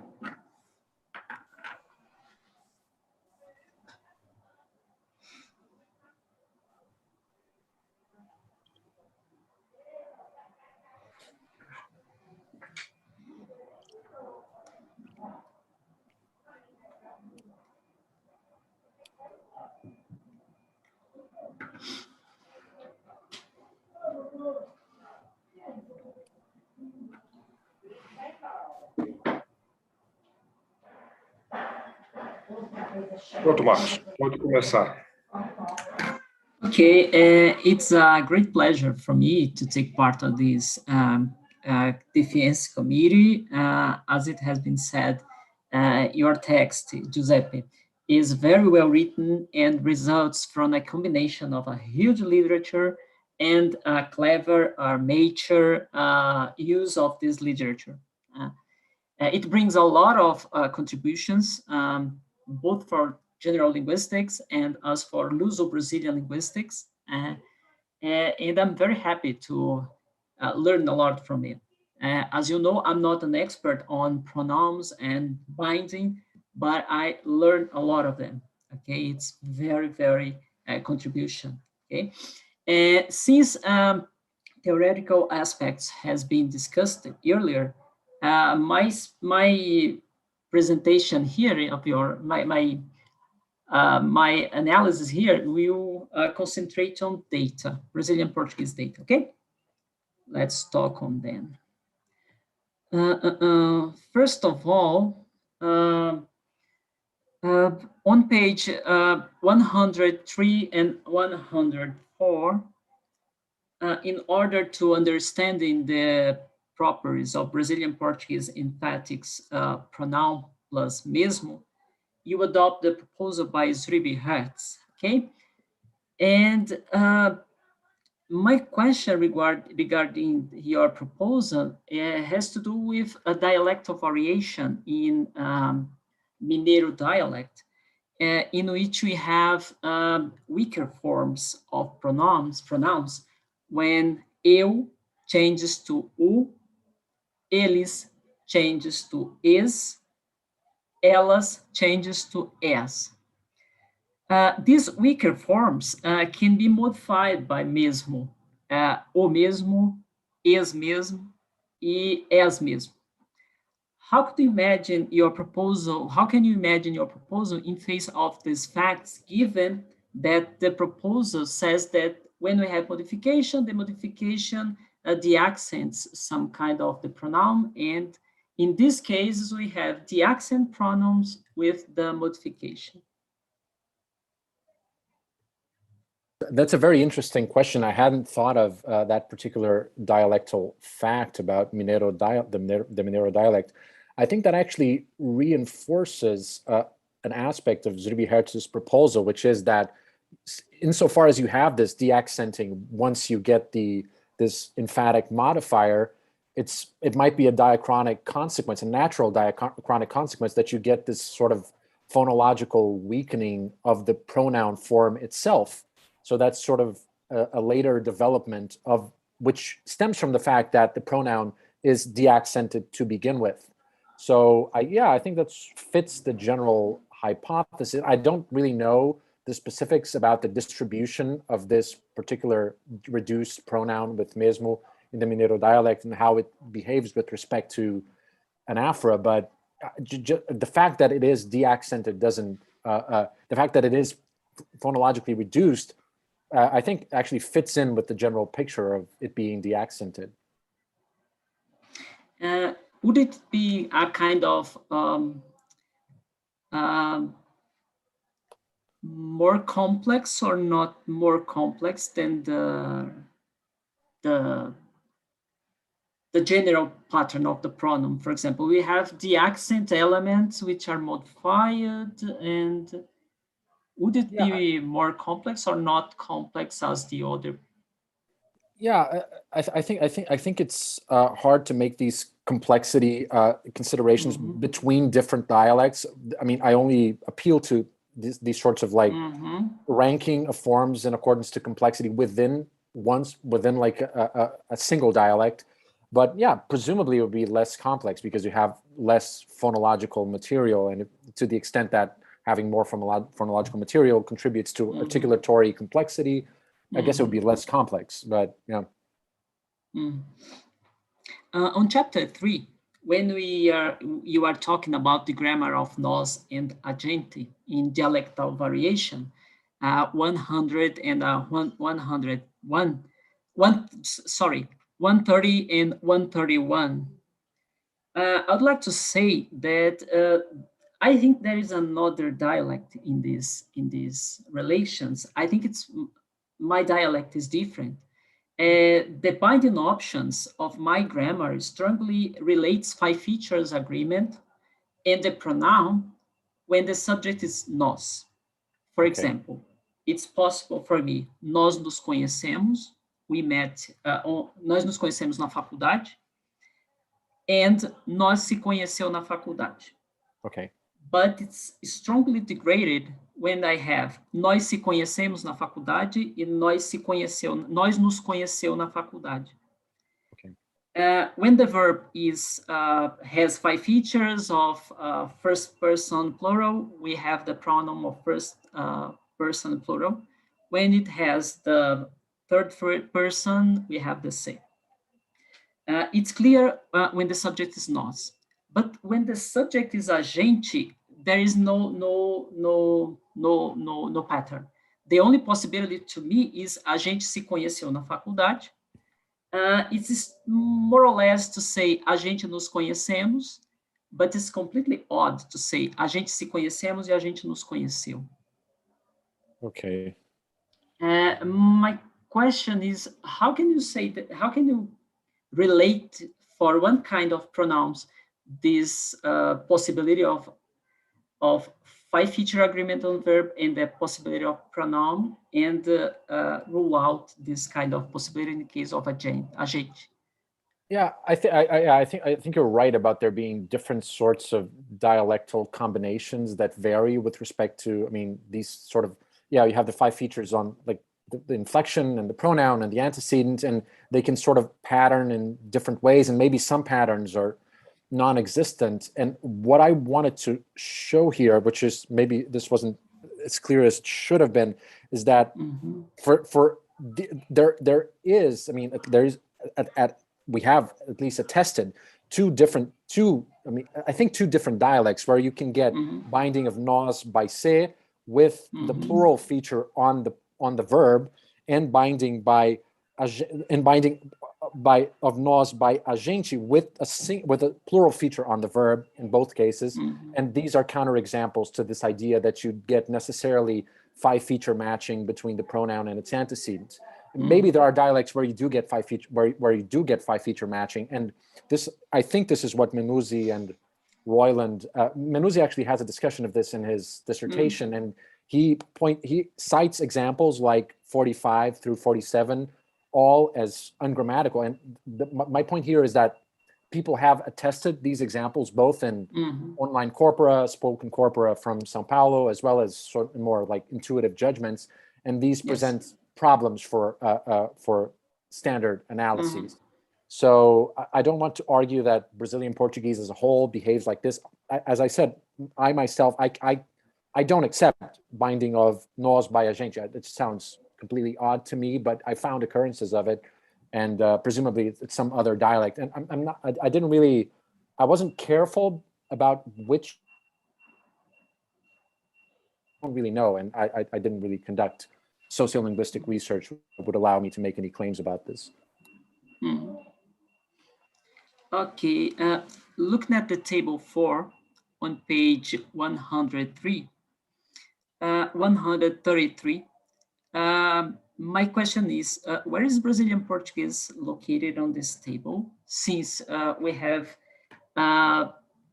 this three-way elements. For example, we have the same phonological forms, but used for reflexive and non-reflexive. For example, me.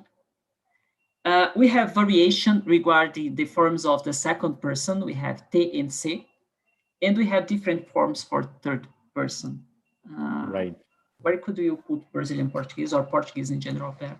Yeah, I should have specified.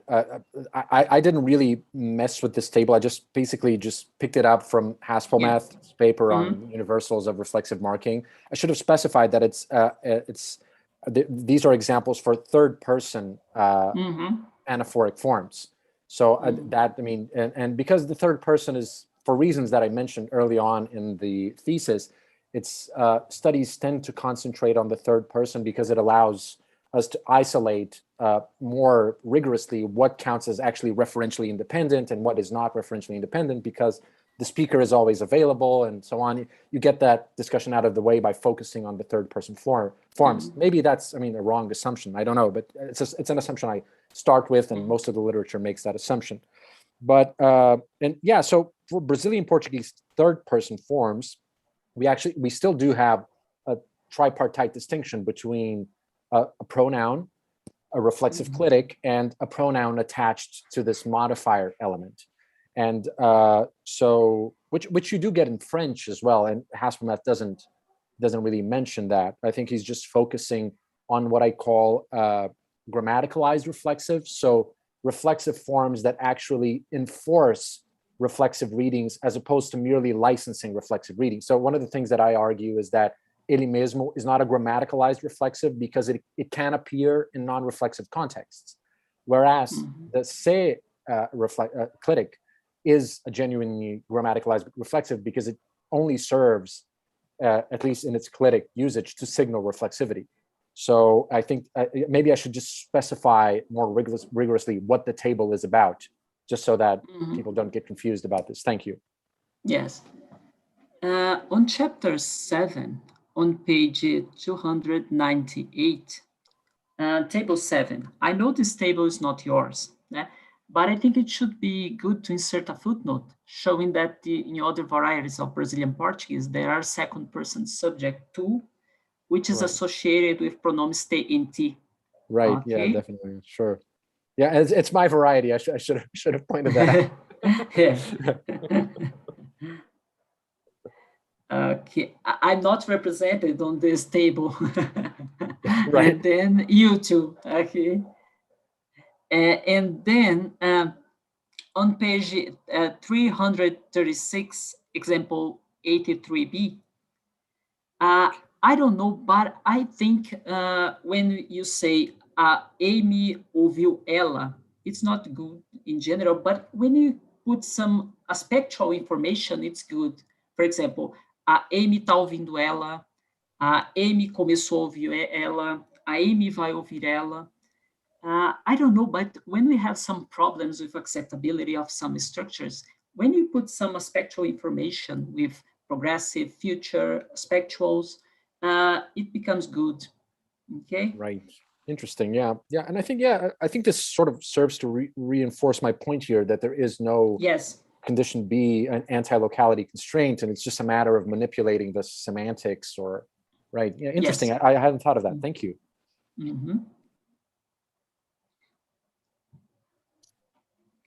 On page 343, you talk about languages with reflexive morphemes.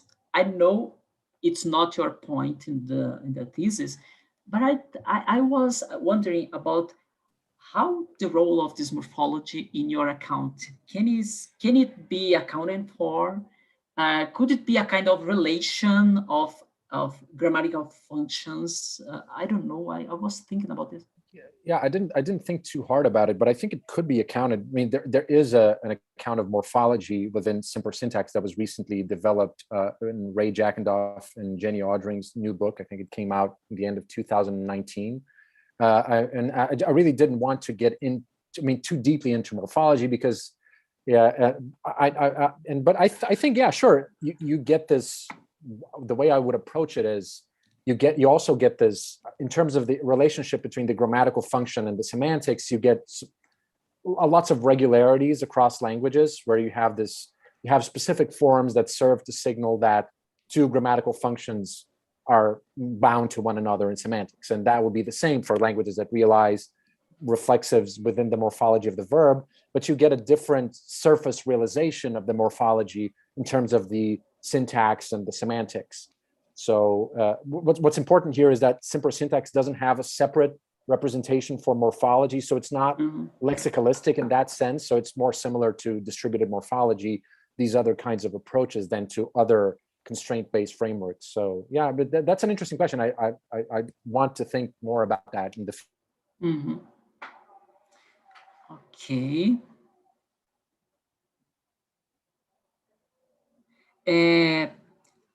On page 344, you propose 3 stages in the development of anaphoric systems.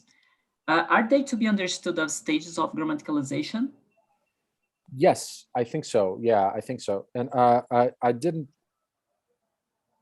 the grammaticalization literature because I know it's a. So can you listen to me?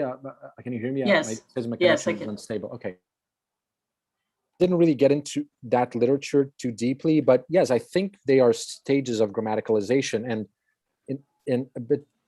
Let me. Yeah. You think that in order to be a stage of grammaticalization, you can't get the sort of reversal, right? There's this idea the that, question is that. Yeah, so, I mean, you can get reversal. So maybe it's not grammaticalization. Maybe I want to change my answer. Yeah. Or maybe, yeah, yeah, right. Go ahead. Yeah, my question was basically regarding Brazilian Portuguese, because you say that it's 3 and then started to 2. And then if it's grammaticalization, the directionality must be changed, something like that. Yeah, or not, maybe not change, but maybe this idea of something being stuck. Maybe this is a problem for traditional theories of grammaticalization, because what I'm saying here is that there is something else going on in the language, namely the loss of clitics that sort of caused the Brazilian Portuguese to get stuck in stage 2 and not develop condition B pattern, because the reflexive clitic is maybe dying off slowly or not so slowly, and then you don't get the condition B pattern emerging. So yeah, that's interesting, and I might want to mention this. Yes. The other question, it's more think about. For example, you are studying reflexive clitics, and we see that the third reflexive clitic C is homophonous with impersonal clitic C. Okay. Right. Yeah. For example, we have o ministro demitiu-se, né? The minister fired se, reflexive interpretation, but we have demitiu-se o ministro, fired se the minister, with impersonal interpretation. Is there a way to link your proposal on reflexives with this kind of impersonals? I don't think so. I think that's a separate construction, but I think it has to be, because you don't get this semantic binding relationship with impersonal. So to that extent, it's definitely a separate construction. But the fact that it's the same form leads us to think, well, maybe there is some sort of relationship, which exists in other Romance languages at least. So, and I don't know why these same morphophonological forms are used for reflexives and impersonal. I really don't know. I was thinking about the interpretation of impersonal as some kind of okay, there is no binding here in the impersonal, and then we get an interpretation that is not related to anybody, and then maybe something like that. Yeah, I don't know. Yeah, maybe there's some commonality. I don't. Yeah, I can't think of anything off the top of my head now, but it's definitely something that's relevant to explore within this kind of framework. Yeah, thanks. And then the last one is I'd like to hear from you how your proposal articulates the first and third factors of linguistic design. You talked about the third factor on page 211, and I would like to say something more about that. Yeah, so basically, that's an interesting question. I guess I could spend a long time talking about it. Let me just try to come up with a short answer to that. I think basically different kinds of frameworks within linguistics have come to this conclusion that we need to seek extra grammatical explanations for linguistic phenomena that would be, I mean, at least within a sort of naive mainstream generative grammar view, attributed to universal grammar. We don't want to burden universal grammar with different sorts of rules and principles. And so it's methodologically convenient to seek extra grammatical explanations. And I mean, that's what I take the third factor to be. And what I am sort of proposing here is that basically what everything, or most of the things, not everything, but most of the things about regarding anaphoric systems across the world's languages are to be explained either in terms of third factor properties, and this is where sort of pragmatics enters into the picture, and all of the neo-Gricean principles that I laid out in the chapters near the end of my thesis. So you get pragmatics, you get processing constraints that might account for island violations, for instance, those kinds of effects. So you get third factors, you get basically what Chomsky calls first factors, which is basically exposure to data. And that allows children to learn these pairings of form and meaning, which vary among languages.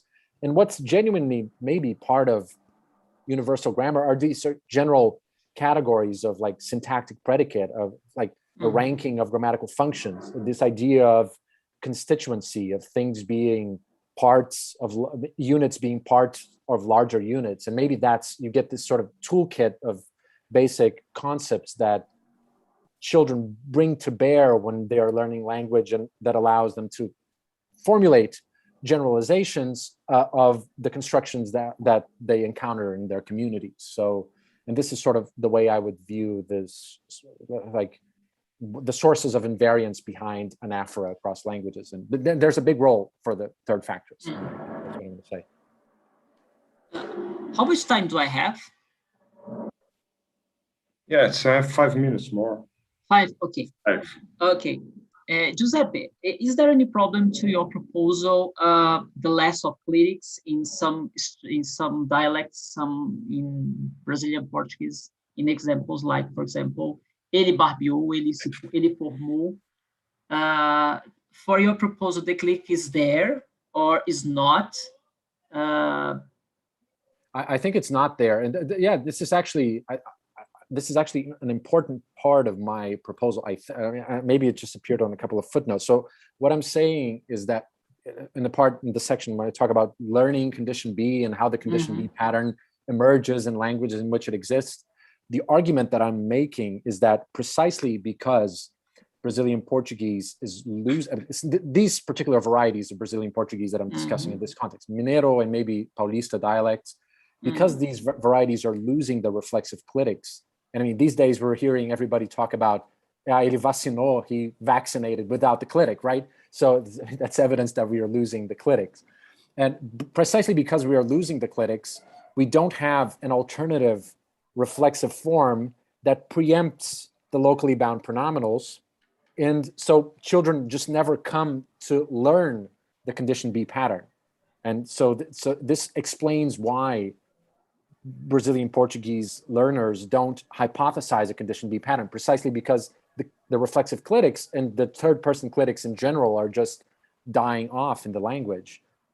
But what's important, I mean, for my approach, and that distinguishes it from earlier approaches, is that I do not want to say that Brazilian Portuguese has any variety of Brazilian Portuguese has completely lost its reflexive clitics. I don't think that claim is empirically warranted by what I could see in the sort of more sociolinguistic literature. I think even the Mineiro dialect they still have reflexive clitics in about 50% of the cases maybe, but they still have them. Okay, thank you. Thanks. Thank you, Marcos, for your contribution. And now it's your turn, Roberta. It's up to you, Roberta. I know, just a minute. I was just having some tea. Okay, thank you. I am the last one, so I don't have much to ask because everybody has made many questions. And some of the questions that you have already made, I was going to make. Okay, so I just want to begin by saying that that was a very, very nice piece of work. And thank you so much, Giuseppe. You taught me how hard it is to account for very simple facts such as anaphora and pronouns. So every single small kid knows about that, and it's a very complicated subject, in a sense. I was reading, especially chapters 1, 2, 3, your chapters, and it was like the way Barbara Parti and also Ilari, the way they do the history of semantics. They always discuss a problem. When they are talking about the history, they talk about the history of a problem. And I think the first 3 chapters of your dissertation, of your thesis, has this kind of feeling that you are giving the history of a problem. And it's a very impressive problem. First, because it's very trivial in a sense, and lots of big names were there and are still there, involved trying to figure out the best explanation for those very trivial facts in natural languages. So it's very illuminating to see how they struggle to improve the theoretical approach by trying to understand the empirical data, how it goes in history. So I really appreciated it very, very much. And there are some people that there are different allegories or metaphors, if you feel like, about how the scientific work, how science works. I mean, there's this allegory about the ship that we build the ship as we sail, but I like a very homemade example about the blanket. You have a blanket that's always too short to cover all the data, so you keep like scratching, trying to put the data to account for the data. So it was really nice, and it's I'm not a synthetician, so I had never really studied about anaphora or pronouns. And I learned a lot. So thank you very much. It was really nice. And I also think that another very positive aspect of your approach is that you are a very charitable reader. So you go and you say, okay, this is the theory that we have to explain that data. And here are problems that we have given this theory. This is not predicted by the theory. Okay, so let me try to fix this. And then you try to fix it. I don't know, like Hulan's and Hayat's, for instance, but all of them. And then you say, oh, okay, good. We'll try to fix it, but it doesn't work. So I like this kind of way of, so it's very charitable in a sense, because you not only introduce the theory that you are discussing, but you try to, okay, let's try to reinterpret this and see whether it works or not. So this is, I mean, this is the feeling about chapters from 1 to 3. And then you have in chapter 4, you introduce your framework, which is simpler syntax. And then from chapters 5 to 6, you have basically your proposal for English. But at the end of chapter 6, we get a little bit of cross-linguistic data and Brazilian Portuguese. And then finally on chapter 7, you have the description of the pronoun, the reflexive in Portuguese, which I think, if I understood you, this is the only reflexive that you think that we have in Brazilian Portuguese, a real reflexive. I'm not sure if it's Brazilian Portuguese or Portuguese. This is something that you don't discuss. You always talk about Brazilian Portuguese, but I don't know whether there is any difference between Brazilian Portuguese and Portuguese with respect to reflexives and the type of.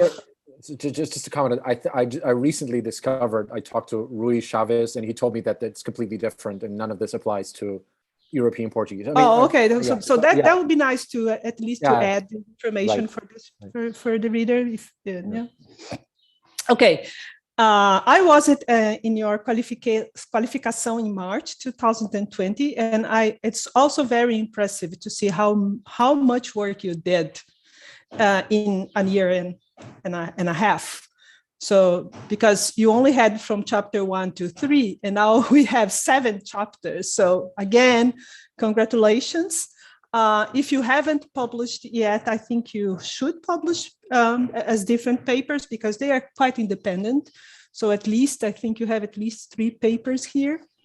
So again, congratulations.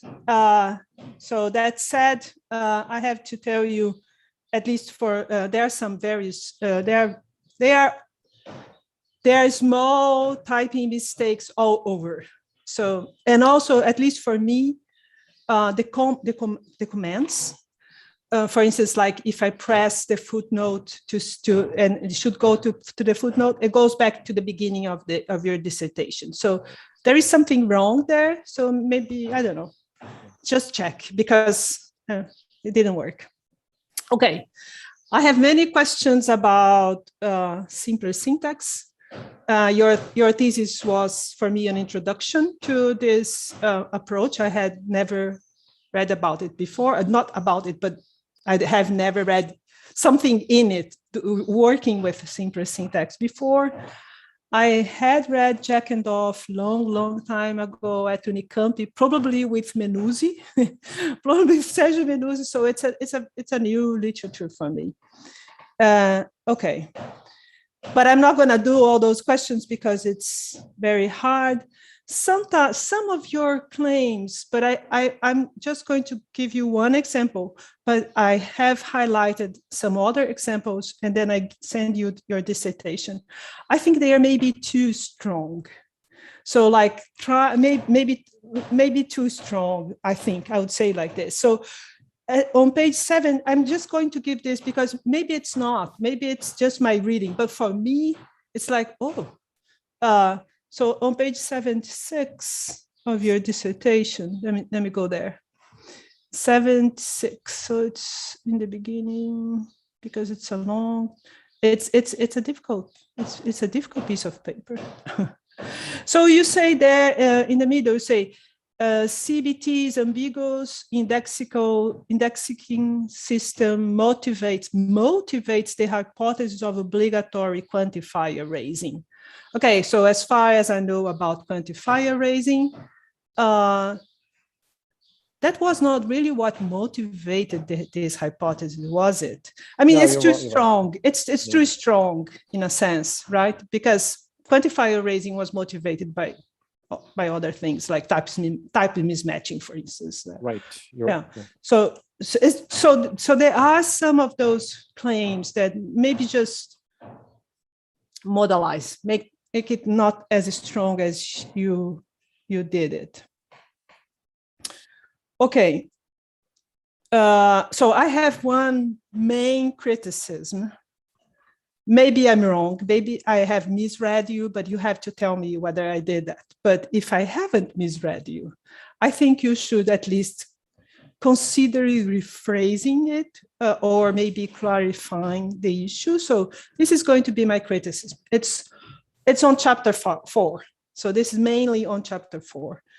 And then I have some questions, real questions, but this is about your proposals that I would like to understand it a little bit better.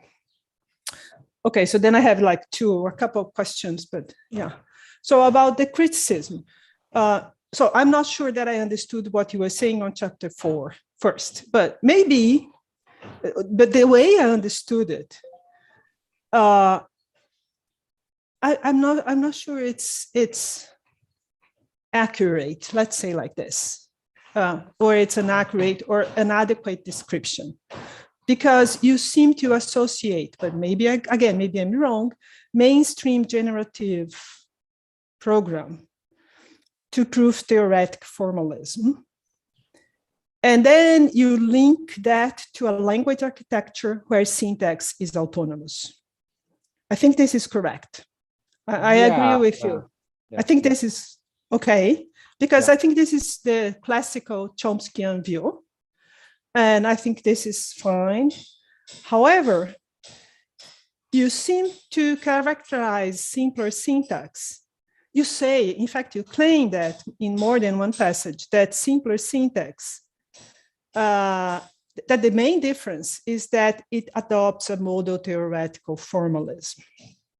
And I'm going to quote just one passage of your PhD. So you say, I'm quoting you. I haven't the pages here, but okay. So you are comparing simpler syntax and mainstream generative grammar. MGG. So you say it differs from MGG in adopting a model theoretic formalism, an autonomous level of representation for grammatical function, and a richly structurally lexicon. Okay. And then you say, the fact that MGG adopts a proof theoretic formalism while 6 opts for a model theoretical one. I know that we are those are very hard issues, you know that. I know that, everybody knows that, I think. We don't like to talk about that very much. And I think Chomsky himself, he claims that maybe those are the type of issues that maybe are beyond the reach of our cognitive capacity, right? What I don't agree with your reading is the association of model theoretic approach to simpler syntax, in the sense that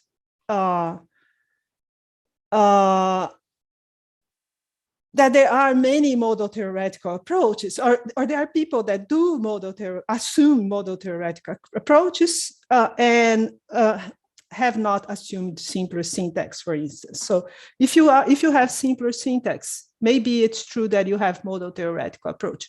But in your chapter, the idea is that you have model theoretical, there is a correspondence between the two. And that's what I think is not accurate. So maybe it's just a problem of rephrasing it, but one might even believe in the autonomy of syntax. So it doesn't get information from semantics, for instance, and believe that semantics is model theoretic semantics in Montague tradition. You talk about Tarski's, but yeah, okay. So Chomsky himself claims that,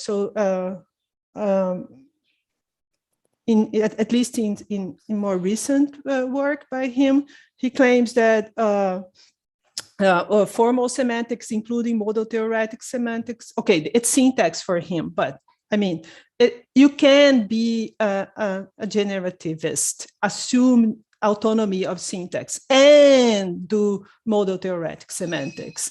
So there is no incompatibility. And the way you write gives us the impression that, at least that's how I read it.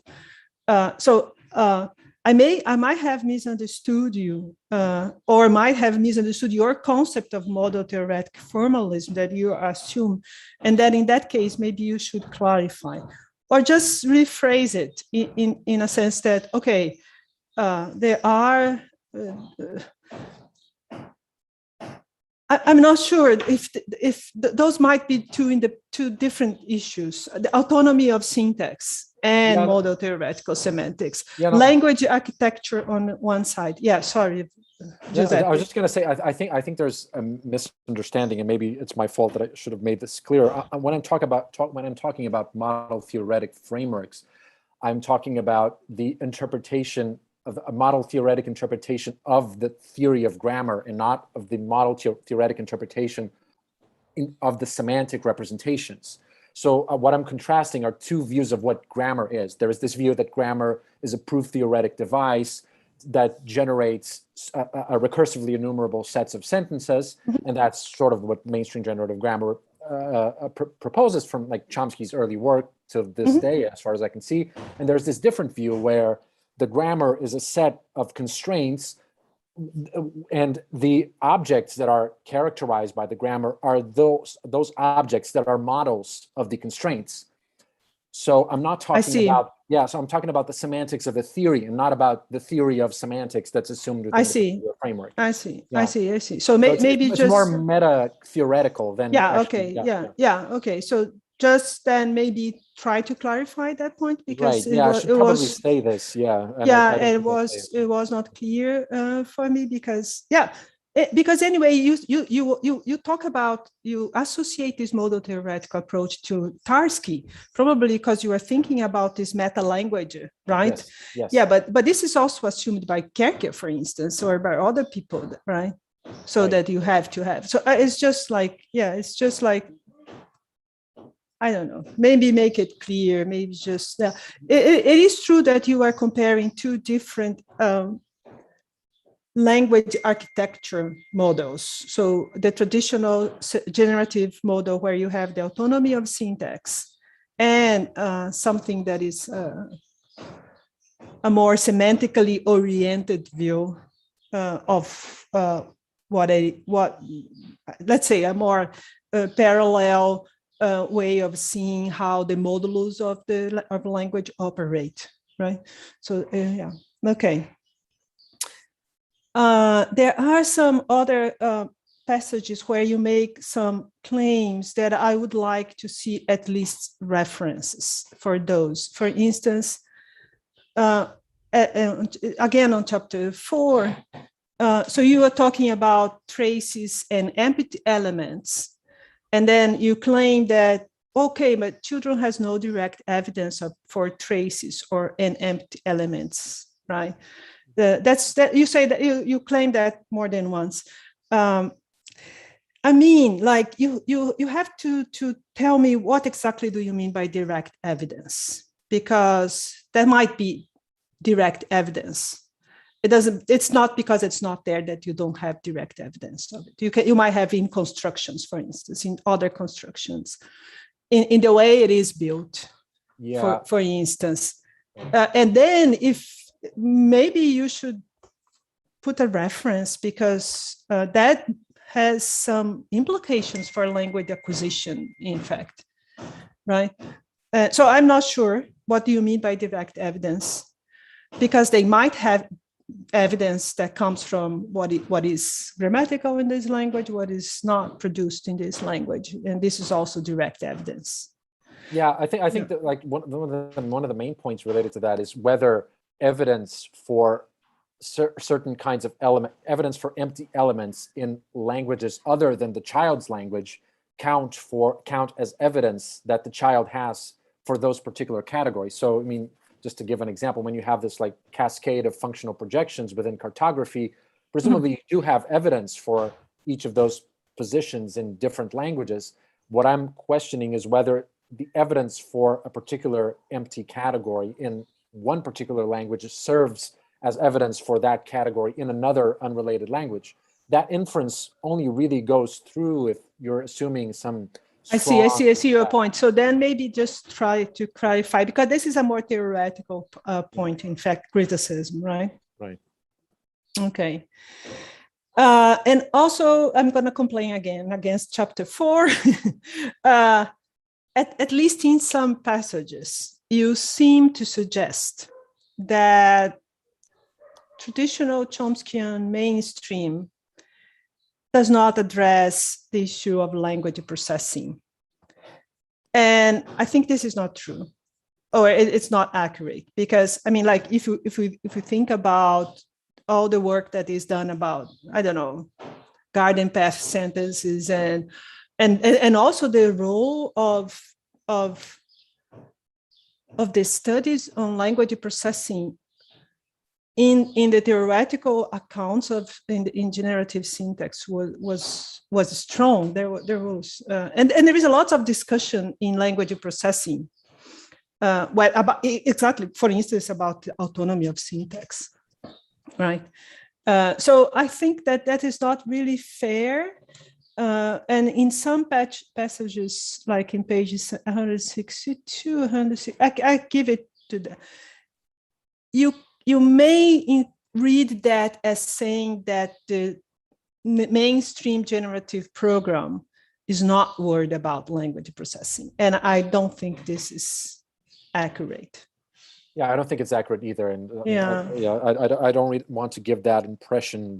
All I wanted to suggest is that maybe having this model theoretic constraint-based parallel approach this kind of approach lends itself more easily to a kind of implementation in terms of incremental parsing and those kinds of. Why? Like, Why would that be? I mean, there are different hypotheses, right, and people are trying to see, well, can we get some evidence from language processing that there is this autonomy or that there isn't this autonomy, right? So it's a big issue. We don't know, in fact. Yeah. And we don't know. I'm not a generativist. Let me make it that clear. But since I'm reading a lot about language, especially sentence comprehension and language processing, I know that there is a huge. Some people even say that psycholinguistics started with Chomsky's ideas of mentalism and all this. So I don't know. Just yeah. Yeah, that's probably right. Yeah, you are so charitable with in chapter 1 through 3, and then comes chapter 4, and then you say, okay, now it's like I'm So just be charitable. I think it's an open issue. In fact, I think it's an open issue. You may side one side or another. You may believe, but I don't think that we have evidence. Conclusive evidence for autonomy of syntax or against autonomy of syntax. We know that there is language faculty. I think everybody agrees that there is a language faculty. Now, I mean, I'm thinking about Fedorenko's online, at Abralin online. She's claiming, yeah. So this kind of thing. Yeah. Okay, now, okay, so this is my criticism from chapter 4. I liked your dissertation, your thesis very much. So but I think it's just like, make it a little bit more clear. One thing that I really want to ask you, and you, I think it was Marcus who already asked you about morphology. I'm not going to ask you about morphology, but I was impressed by reading your thesis that you always talk about word. So you say a typical instance of a lexical item is an individual word like cow. I know that this is kind of, I know. Yeah. Okay. So yeah. Okay. Yeah. I don't want to, I didn't want to get into that, but yeah, I know, but I know but I don't even know. Yeah. I within simple syntax, I think, I mean, I need to read Ray's work on morphology a bit more carefully, but what I can gather is that, I mean, you do get this idea of a syntactic. I was not asking about morphology. I was asking about your mental lexicon, really, because we know that this mental lexicon, we know that it cannot be words. That for sure. Right, no, definitely. Whatever you have, it's not words, right? I agree. Yeah. Definitely. So it's just yeah.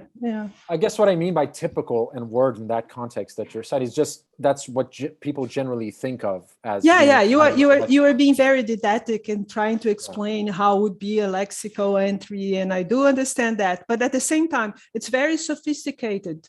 Your own discussion, your criticisms are very sophisticated.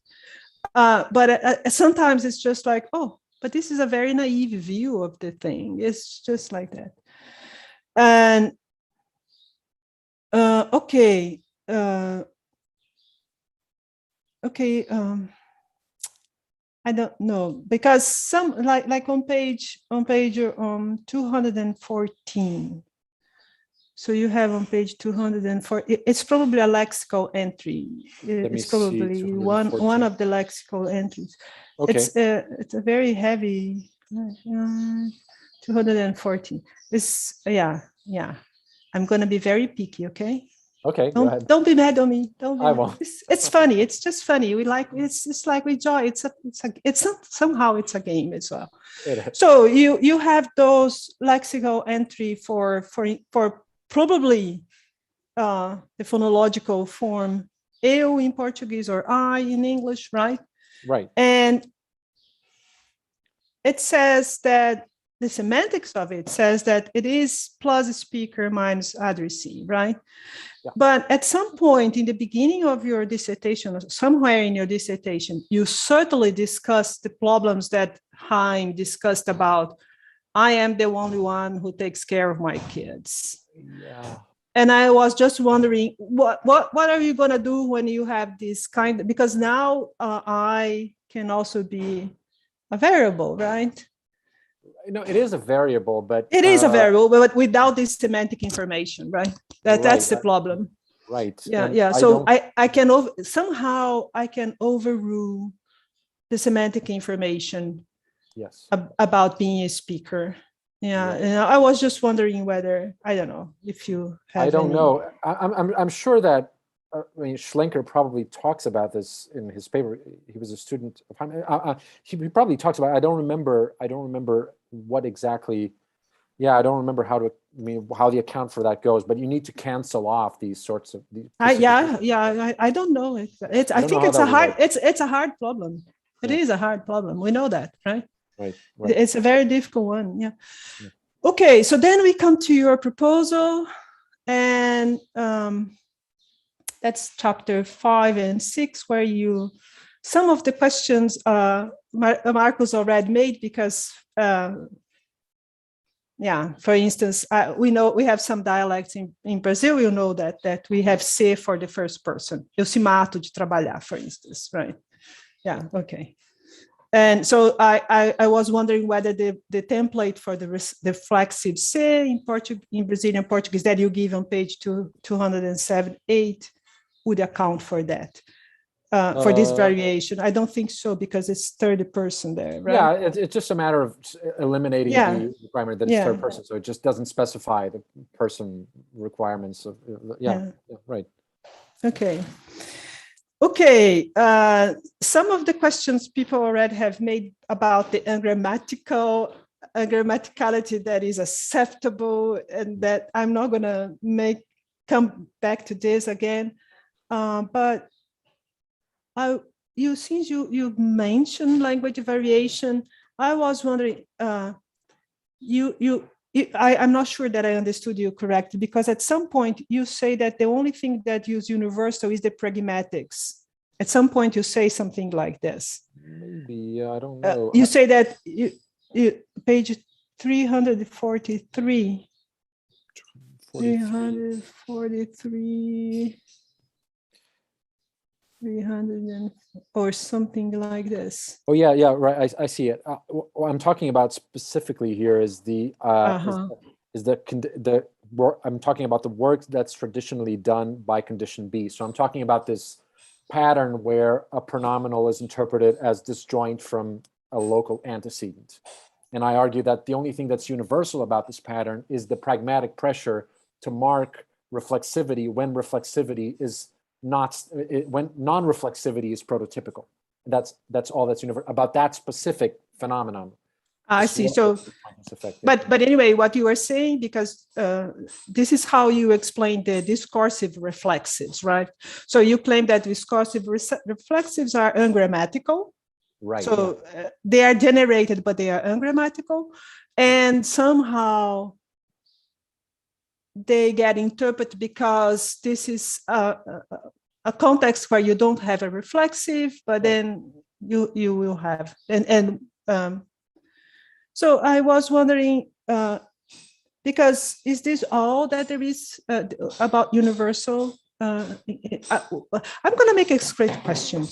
Do you think that there is a language that does not have reflexives? Oh, definitely, yeah. There are. I mean, I think I even mentioned one case, which is this language, traditional Jambi Malay. I think I mentioned it in some occasion. Yeah, so that language, that's a language that doesn't have a reflexive. It doesn't have a grammaticalized marker of reflexivity. By that, so yeah, but that's what I want to ask. It doesn't have a morphology. Right. Or the reflexive, like the cases that we have for Brazilian Portuguese, for instance, right, where you don't have to have them. Right. But still, when I have ele by bo, the interpretation that I have is reflexive, right? Sure. This notion of a reflexive predicate, I mean, this sort of lambda term. Okay. Okay. I mean, that's I assume that's universal. I mean, it's okay. That's. Yeah, I'm starting from that assumption. Yeah. Okay, so you assume that there are some universal semantic features, or let's say like these, or some types of predicates are going. So reflexive predicates, all languages will have reflexive. Sure, definitely. Yeah, definitely. Yeah. Okay. I think you must. Yeah. Yeah. Reflexive situations occur in the world, and we need some way of talking about them. And presumably, all speakers of all language are able to conceptualize of reflexive situations, like a shaving event or a punching someone, punching oneself. So I guess that's universal. Yeah. Okay. Okay, so I think this is pretty much what I have. So again, thank you very much for your this dissertation, your thesis. It was fun reading it. I learned a lot, and yeah, it was, because it's incredible how hard it is, and it's such a small thing about such a it's a detail about language. It's a very small piece, and so hard to account for it. Thank you very much. Thank you for participating. Congratulations. Thank you. Yeah, Bob sent me a message. Okay, yeah. So yeah, I think Ronidis. Yeah. Thank you, Roberta. The procedure now is I kindly invite you, Giuseppe, to leave the meeting.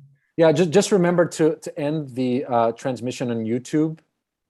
Oh okay. Yeah, you have to. And please make me the host again. I think do I need to make you the host, or are you automatically the host? I think if I just leave the meeting, maybe. Yeah. And you can go to deliberation. Okay. Yeah. Maybe. Well, let me finish the. Yeah. Just leave the. You stopped the